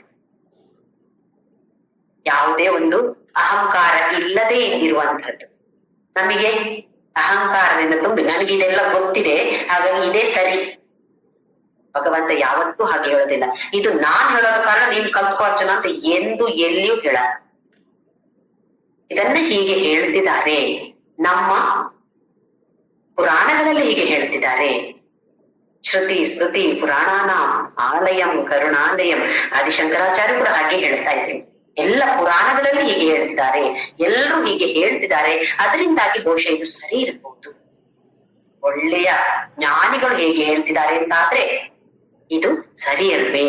ಅಥವಾ ಶ್ರದ್ಧೆ ಇಟ್ಟು ಅದನ್ನು ಅರ್ಥ ಮಾಡಿಕೊಂಡು ಇದು ಸರಿ ಇರ್ಬೋದು ಅಂತ ಹೇಳಿ ಮುಂದಕ್ಕೆ ಹೋದ್ರೆ ನಮಿಗೂ ಅದು ಸರಿ ಅಂತ ಹೇಳುವ ಅನುಭವ ಬರುತ್ತೆ. ಇದಕ್ಕೋಸ್ಕರ ಭಗವಂತ ಸುಮಾರು ಕಡೆ ಮತ್ತೆ ಮತ್ತೆ ಒತ್ತಿ ಉಚ್ಯತೆ ಉಚ್ಯತೆ ಅಂತ ಭಗವಂತ ಹೇಳ್ತಿದ್ದಾನೆ. ನಾನೇ ಶ್ರೇಷ್ಠ ಅರ್ಜುನ, ನಾನು ಹೇಳಿದ್ದನ್ನೇ ಕೇಳು, ಇದೇ ಸರಿ. ಕೊನೆಯಲ್ಲಿ 18ನೇ ಅಧ್ಯಾಯದಲ್ಲಿ ಕೂಡ ಇದನ್ನೆಲ್ಲ ನಿನ್ಗೆ ಹೇಳಿದ್ದೇನೆ, ವಿಚಾರ ಹೇಳಿದ್ದೇನೆ. ನಿನಗೆ ಹೇಗೆ ಮಾಡ್ಬೇಕು ಅಂತ ಅನ್ಸತ್ತೋ ಅದರ ಪ್ರಕಾರ ನೀನ್ ಮಾಡು. ನಾನು ಹೇಳಿದ ಕಾರಣ ನೀನ್ ಹೀಗ್ ಮಾಡು, ಹೀಗ್ ಮಾಡ್ಬೇಡ ಅಂತ ಹೇಳ್ತಾ ಇಲ್ಲ ಭಗವಂತ. ಹೀಗೀಗಿದೆ, ಇದು ಇಷ್ಟು ವಿಚಾರವನ್ನ ನಿನ್ನ ಮುಂದೆ ಇಟ್ಟಿದ್ದೇನೆ, ನೀನ್ ಅದನ್ನ ಅರಿತುಕೊಂಡು ನಿನಗೆ ಹೇಗ್ ಮಾಡ್ಬೇಕು ಅಂತ ತೋರತ್ತೋ ಆ ಪರವಾಗಿ ನೀನು ನಡಿ. ಭಗವಂತ ಎಷ್ಟು ಸುಂದರವಾಗಿ ಹೇಳ್ತಿದ್ದಾನೆ ಭಗವಂತ. ಇದನ್ನೆಲ್ಲ ನಾವು ಕಲ್ತುಕೊಳ್ಬೇಕು. ಈ ತರದನ್ನೆಲ್ಲ ನಾವು ಕಲ್ತುಕೊಳ್ಬೇಕಾಗದು. ಮಕ್ಕಳಿಗೆ ಕೂಡ ಹೇಳಿದಾಗ ನಾನ್ ಹೇಳಿದಾಗೆ ನನ್ನ ಕೇಳಬೇಕು ಅಂತ ಹೇಳೋ ಒಂದು ಅಹಂ ಇದೆ ನಮ್ಗೆಲ್ರಿಗೂ. ಇದನ್ನೆಲ್ಲ ತೆಗೆಯೋಕ್ಕೋಸ್ಕರ ಭಗವಂತ ಎಷ್ಟು ಚೆನ್ನಾಗಿ ಹೇಳ್ತಿದ್ದಾನೆ. ಮುಂದಿನ ಶ್ಲೋಕ ನಂಬರ್ 22. ಪುರುಷ ಪ್ರಕೃತಿ ಸ್ಥೋಹಿ ಭುಂಕ್ತೆ ಪ್ರಕೃತಿ ಜಾನ್ಗುಣಂ ಸದಸದ್ಯೋನಿ ಜನ್ಮಸು. ಪುರುಷ ಪ್ರಕೃತಿ ಸ್ಥೋಹಿ. ಈ ಪುರುಷ ಅಂತ ಹೇಳೋನು ಎಲ್ಲಿದ್ದಾನೆ? ಪ್ರಕೃತಿಯಲ್ಲೇ ಇದ್ದಾನೆ ನೋಡಿ. ಅವನದೇ ಶಕ್ತಿ ಅದು ಇರೋದೆಲ್ಲಿ? ಇದೇ ಪ್ರಕೃತಿಯಲ್ಲೇ ಇದ್ದಾನೆ. ಭುಂಕ್ತೆ ಪ್ರಕೃತಿ ಜಾನ್ ಗುಣ. ಎಲ್ಲ ಪ್ರಕೃತಿಯಿಂದ ಬರುವಂತಹ ಏನೆಲ್ಲ ಗುಣಗಳಿದೆಯೋ ಅದನ್ನೆಲ್ಲ ಅನುಭವಿಸೋದು ಯಾರು? ಪುರುಷ. ಭುಂಕ್ತೆ ಪ್ರಕೃತಿಯಿಂದ ಹುಟ್ಟಿರುವಂತಹ ಗುಣಗಳು, ಅವನಿಂದ ಯಾವ ಗುಣಗಳು ಅಲ್ಲ, ಯಾಕಂದ್ರೆ ಅವನ ನಿರ್ಗುಣ. ಆದ್ರೆ ಎಲ್ಲ ಅವನಿಗೆ ಇದ್ದ ಹಾಗೆ ಕಾಣ್ತಾ ಇದೆ, ಅವನೇ ಭುಂಕ್ತೆ ಪ್ರಕೃತಿ ಜಾನ್ಗುಣ. ಏಕೆ ನಾವು ಇಂದಿನ ಕ್ಲಾಸ್ ನಲ್ಲಿ ನೋಡಿದೆವು. ಈಗ ನಾವು ಸಿನಿಮಾ ಥಿಯೇಟರ್ಗೆ ಹೋದ್ರೆ ಬಿಳಿಯಾದ ಗೋಡೆಯ ಮೇಲೆ ಸಿನಿಮಾವನ್ನು ತೋರಿಸ್ತಾರೆ. ಈ ಸಿನಿಮಾದಲ್ಲಿ ಯಾವುದೇ ತರದ ಒಂದು ಪ್ರವಾಹ ಇರ್ಬೋದು ಅಥವಾ ಅಗ್ನಿ ಇರ್ಬೋದು, ಏನಾದ್ರೂ ಆದ್ರೆ ಅದು ಅದರ ಮೇಲೆ ಕಾಣಿಸುತ್ತೆ, ಗೋಡೆಯ ಮೇಲೆ ಕಾಣಿಸುತ್ತೆ, ಆದ್ರೆ ಗೋಡೆಗೇನೂ ಆಗೋದಿಲ್ಲ. ಹಾಗೆ ನಾವು ನೋಡಿ ಈಗ ಸಿನಿಮಾಕ್ಕೆ ಹೋದಾಗ ನಾವು ನಮ್ಮನ್ನ ಆ ಹೀರೋಯಿನ್ ಅಂತ ಅನ್ಸ್ಕೊಂಡು ಆ ತರದ ಭಾವನೆಯಲ್ಲಿ ಮುಳುಗಿ ಹೋಗ್ತೇವೆ ನಾವು. ಅಲ್ಲಿ ಹೀರೋಯಿನ್ಗೆ ಸಂತೋಷ ಆದ್ರೆ ನಮ್ಗೂ ಇಷ್ಟು ಸಂತೋಷ ಇದೆ. ಅದೇ ಒಬ್ಬ ವಿಲನ್ ಬಂದು ಏನೋ ತೊಂದರೆಯನ್ನ ಕಾಟ ಕೊಡ್ತಿದ್ದಾನೆ ಹೀರೋಯಿನ್ಗೆ ಅಂತ ಹೇಳಿದ್ರೆ ನಮಗೆ ಕಾಟ ಕೊಟ್ಟ ಹಾಗೆ, ನಮಗೆ ತೊಂದರೆ ಆದ ಹಾಗೆ. ಆ ಹೀರೋಯಿನ್ ಹತ್ರ ಹೀರೋ ಹತ್ರ ನಮಗೂ ಇಲ್ಲಿ ಕಣ್ಣಲ್ಲಿ ನೀರು. ನಾವು ಅಲ್ಲಿ ನಿಜವಾಗಿ ಅನುಭವಿಸ್ತಾ ಇರೋದು ಎಷ್ಟು ನಾವು ಅದರಲ್ಲಿ ಮುಳುಗಿ ಹೋಗ್ತೇವೆ ಅಂತ ಹೇಳಿದ್ರೆ ನಮಗೆ ಆದ ಹಾಗೆ. ಅವರಿಗೆ ಬಿಟ್ಟು ಬಿದ್ರೆ ನಮಗೇನು ನೋವಾದ ಒಂದು ಆ ತರದ ಒಂದು ಅನುಭವ. ಸಿನಿಮಾ ಮುಗ್ದ ಮೇಲೆ ಸಿನಿಮಾ ಎಂಡಾದಾಗ ಕೆಲವೊಂದ್ಸಲ ಕೆಲವು ಕಷ್ಟವಾದ ಸಿನಿಮಾಗಳು ಅತ್ಯಂತ ಇಮೋಷನಲ್, ಏನೋ ಕೊನೆಯಲ್ಲಿ ಟ್ರಾಜಿಡಿ ಅಂತ ಹೇಳಿದ್ರೆ ಎಲ್ಲರ ಕಣ್ಣಲ್ಲಿ ನೀರಿರುತ್ತೆ ಹೊರಗಡೆ ಬರುವಾಗ. ಆಮೇಲೆ ಅದ್ರ ಬಗ್ಗೆ ಎಲ್ಲ ಆಲೋಚನೆ ಡಿಸ್ಕಸ್ ಎಲ್ಲ ಮಾಡಿ ಆಮೇಲೆ ಮತ್ತೆ ಮತ್ತೆ ಮನಸ್ಸಿಗೆ ಸರಿ ಅದೊಂದು ಸಿನಿಮಾ ಮಾತ್ರ ಅಲ್ವಾ ಅಂತ ಅನ್ಕೋತೀವಿ. ಅದರಿಂದ ಸ್ವಲ್ಪ ಸ್ವಲ್ಪ ಹೊರಗಡೆ ಬರ್ತೀವಿ. ಅದೇ ತರ ಇಲ್ಲಿ ನಮ್ಗೇನಿದು ಈ ಜೀವನ ಅಂತ ಹೇಳುದು, ಈ ಪ್ರಪಂಚ ಅಂತ ಹೇಳುದು ಒಂದು ಸಿನಿಮಾ. ಈ ಸಿನಿಮಾದಲ್ಲಿ ನಾವು ಈಗ ಪಾತ್ರ ವಹಿಸ್ತಾ ಇರೋದು. ಯಾವ ಪಾತ್ರವನ್ನ ನಮ್ಗೆ ಕೊಟ್ಟಿದ್ದಾರೋ ಆ ಪಾತ್ರವನ್ನ ಅತ್ಯಂತ ಸುಂದರವಾಗಿ ನಾವು ಮಾಡ್ಬೇಕು. ನಾವೀಗ ಒಂದು ನಾಟಕದಲ್ಲಿ ಭಾಗವಹಿಸ್ತೇವೆ ಅಂತ ಹೇಳಿದ್ರೆ, ನನಗೊಂದು ಭಿಕ್ಷುಕನ ಪಾತ್ರ ಸಿಕ್ಕಿದೆ ಅಂತಾದ್ರೆ ಎಷ್ಟು ಚೆನ್ನಾಗಿ ಭಿಕ್ಷೆ ಬೇಡ್ಬೇಕು. ನಾನು ಭಿಕ್ಷುಕನ ಹತ್ರ, ನಾನು ಭಿಕ್ಷುಕ ನಿಜವಾದ ಜೀವನದಲ್ಲಿ ಅಲ್ಲ, ಆದ್ರೆ ಆ ನಾಟಕದಲ್ಲಿ ನಾವು ಭಿಕ್ಷುಕನ ಪಾತ್ರಧಾರಿಯಾಗಿದ್ರೆ ಭಿಕ್ಷುಕನ ಹಾಗೆ ಮಾಡ್ಬೇಕು, ನಟನೆ ಮಾಡ್ಲೇಬೇಕು. ಇಲ್ದಿದ್ರೆ ನಾಟಕ ಏನು ಚೆನ್ನಾಗಾಗಲ್ಲ. ಯಾವುದೇ ಪಾತ್ರ ಸಿಕ್ಕಿದ್ರು ಆ ಪಾತ್ರವನ್ನ ಅದ್ಭುತವಾಗಿ ನಾವು ಮಾಡ್ಬೇಕು. ಆ ತರದ ನಟನೆ ನಮ್ಮದಾದ್ರೆ ನಾಟಕ ಎಲ್ಲರೂ ಒಬ್ಬೊಬ್ರು ಅಂತಂದ್ರೆ ಎಲ್ಲರೂ ಆ ತರದ ಆ ನಟನೆಯನ್ನ ಮಾಡಿದ್ರೆ ಆ ನಾಟಕ ಯಶಸ್ವಿ ಆಗುತ್ತೆ. ಹಾಗೆ ಇಲ್ಲಿ ನಮಗೆ ನಾವು ಈಗ ನಾಟಕದಲ್ಲಿ ಎಲ್ಲರೂ ಪಾತ್ರಧಾರಿಗಳು. ನನಗೆ ಸಿಕ್ಕಿದ ಈ ಪಾತ್ರವನ್ನ ಅವರಿಗೆ ಸಿಕ್ಕಿದ ಆ ಪಾತ್ರ ನನಗೆ ಈ ಪಾತ್ರವಾ? ಇದು ನಾವು ಪ್ರಶ್ನೆ ಮಾಡುವ ಹಾಗಿಲ್ಲ. ಅದು ಅವ್ರು ಡೈರೆಕ್ಟರ್ ಏನ್ ಕೊಡ್ತಾರೋ ಅದನ್ನು ನಾವು ಅದ್ಭುತವಾಗಿ ನಟಿಸ್ಬೇಕಾಗಿರೋದಲ್ವೇ. ಎಲ್ರು ಹೀರೋ ಆಗತ್ತಾ, ಎಲ್ರು ಹೀರೋಯಿನ್ ಆಗಕ್ಕಾಗತ್ತಾ, ಎಲ್ರು ವಿಲನ್ ಆಗಕ್ಕಾಗತ್ತಾ? ಏನೇನ್ ಪಾತ್ರಗಳು ಸಿಕ್ಕಿದ್ಯೋ ಆ ಪಾತ್ರಗಳನ್ನು ಅದ್ಭುತವಾಗಿ ನಟಿಸ್ಬೇಕು. ಹಾಗೆಯೇ ನಾನೀಗ ಭಿಕ್ಷುಕ ಆಗಿದ್ರೆ ನಾನ್ ನನ್ನ ಡ್ರಾಮ ಮುಗಿಸಿ ಮನೆಗೆ ಬಂದು ಅಯ್ಯೋ ಅಮ್ಮ ಅಮ್ಮ ಧರ್ಮ ಕೊಡಿ ಅಮ್ಮ ಅಂತ ಕೂತ್ಕೊಳ್ತೀನ ನಾನು? ಅಲ್ಲ, ನಾನ್ ನಾಟಕದಲ್ಲಿ ಮಾತ್ರ ಭಿಕ್ಷುಕ. ಆಮೇಲೆ ನನ್ನ ಭಿಕ್ಷುಕ ನನ್ನ ನಿಜ ಜೀವನದಲ್ಲಿ ನಾನು ಏನಾಗಿದ್ದೇನೋ ಆ ಪಾತ್ರವನ್ನು ನಿಮಗೆ ಮತ್ತೆ. ಹಾಗೆಯೇ ಈ ನಾಟಕದಲ್ಲಿ ಈ ಪಾತ್ರವನ್ನು ಅತ್ಯಂತ ಅದ್ಭುತವಾಗಿ ನಟಿಸಿ ಆಮೇಲೆ ನಿಜ ಜೀವನದಲ್ಲಿ ನಾನು ಯಾರು, ಎಲ್ಲಿಂದ ಬಂದಿದ್ದೇನೆ, ನಾನು ಎಲ್ಲಿಗೆ ಹೋಗ್ತಾ ಇದ್ದೇನೆ, ಯಾತಕ್ಕೆ ನಾನು ಬಂದಿದ್ದೇನೆ ಇಲ್ಲಿಗೆ ಅಂತ ಹೇಳುದನ್ನು ವಿಚಾರವನ್ನು ನಾವು ಮಾಡುವಂತರಾಗ್ಬೇಕು. ಇಲ್ಲ ಅಂತೇಳಿ ಆದ್ರೆ ಮತ್ತೆ ನಾಟಕ ಮುಗಿಸಿ ಕೂಡ ಭಿಕ್ಷುಕನಾಗಿ ಮಾಡ್ತಾ ಇರ್ತೇನೆ. ಯಾಕೆ?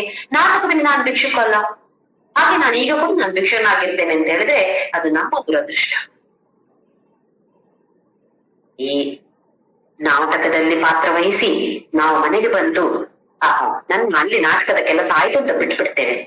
ಆದ್ರೆ ಈ ನಮ್ಮ ಪ್ರಪಂಚ ಅಂತ ಹೇಳುವ, ಸಂಸಾರ ಅಂತ ಹೇಳುವ ನಾಟಕವನ್ನ ಅಷ್ಟೊಂದು ನಿಕಟವಾಗಿ ಹಂಚಿಕೊಂಡಿದ್ದೇವೆ, ನಾವು ವ್ಯಾಮೋಹದಲ್ಲಿದ್ದೇವೆ.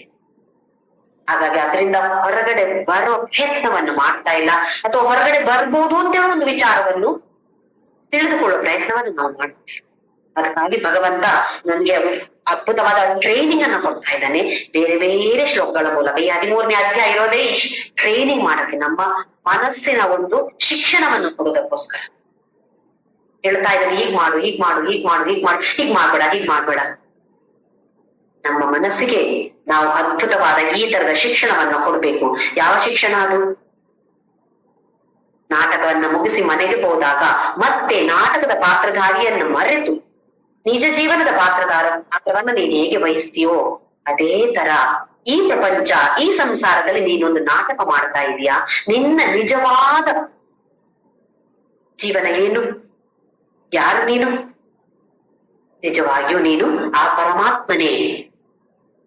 ಇದನ್ನ ತಿಳಿದುಕೊಂಡು ಎಷ್ಟು ಬೇಕೋ ಅಷ್ಟೇ ಸಂಸಾರವನ್ನ ಹಚ್ಚಿಕೊಂಡು, ಪ್ರಪಂಚವನ್ನ ಹಚ್ಚಿಕೊಂಡು ಅಷ್ಟೇ ಪ್ರಪಂಚದಲ್ಲಿ ಮುಳುಗು. ಅತ್ಯಂತ ಆಳವಾಗಿ ಮುಳುಗಿದ್ಯೋ ಮತ್ತೆ ಮೇಲೆ ಬರೋದು ತುಂಬಾ ಕಷ್ಟ. ಅದಕ್ಕೋಸ್ಕರ ಪ್ರಪಂಚದಲ್ಲಿ ಇರ್ಬೇಕು, ಪ್ರಪಂಚ ಬೇಕೇ ಬೇಕು, ದೇಹ ಬೇಕೇ ಬೇಕು, ಒಂದು ವಾಹನ ಇದ್ದ ಹಾಗೆ ಈ ಪ್ರಪಂಚದಲ್ಲಿ ಇದ್ದುಕೊಂಡು ನನ್ನ ಗುರಿ ಏನು, ಎಲ್ಲಿಗೆ ಹೋಗ್ಬೇಕಾದದ್ದು ನಾನು ಯಾರು, ಇದನ್ನ ತಿಳಿದುಕೊಳ್ಳೋದಕ್ಕೋಸ್ಕರ ನಮಗೆ ಎಲ್ಲರಿಗೂ ಅದ್ಭುತವಾದ ಶಿಕ್ಷಣವನ್ನ ನಾನಾ ವಿಧದಲ್ಲಿ ಬೇರೆ ಬೇರೆ ತರದಲ್ಲಿ ಹೇಳೋದು ಒಂದೇ ತತ್ವ. ಭಗವಂತ ಇಷ್ಟು ಶ್ಲೋಕಗಳಲ್ಲಿ ಹೇಳಿದ್ದು ಒಂದೇ ತತ್ವ, ಬೇರೇನೂ ಇಲ್ಲ. ಅಷ್ಟು ಸಲ ಹೇಳಿದ್ರು ಭಗವಂತ ಬಡ್ಕೊಂಡ್ರು ನಮ್ಮ ಅಜ್ಞಾನಿಗಳಿಗೆ ಅಷ್ಟು ಸುಲಭವಾಗಿ ತಲೆಗೆ ಹೋಗತ್ತಾ? ಅದಕ್ಕೋಸ್ಕರ ಮತ್ತೆ ಮತ್ತೆ ಹೇಳ್ತಿದ್ದಾನೆ, ಪುರುಷ ಪ್ರಕೃತಿ ಸ್ಥೋಹಿ ಭೂಂತೆ ಪ್ರಕೃತಿ ಜಾನ್ಗುಣ ಕಾರಣ ಗುಣಸಂಗೋಸ್ಯ ಸತ್ ಅಸತ್ ಯೋನಿ ಜನ್ಮಸು. ಈ ಕಾರಣ ಗುಣಸಂಗ, ಈ ಗುಣಕ್ಕೆ ನಿಮಗೆ ಎಂತಹ ಒಂದು ಅಟ್ಯಾಚ್ಮೆಂಟ್ ಇದೆ. ಈ ಗುಣಗಳು ಅಂತ ಹೇಳಿದ್ರೆ ಈ ಭೌತಿಕ ಗುಣಗಳು, ಮನಸ್ಸಿನ ಗುಣಗಳು, ನಾನಾ ತರದ ರಾಜಸಿಕ, ತಾಮಸಿಕ, ಸಾತ್ವಿಕ, ಬೇರೆ ಬೇರೆ ಬೇರೆ ಬೇರೆ ತರದ ಗುಣಗಳಿವೆ. ಎಲ್ಲ ಹುಟ್ಟಿದೆಲ್ಲ ಪ್ರಕೃತಿಯಿಂದಾಗಿ.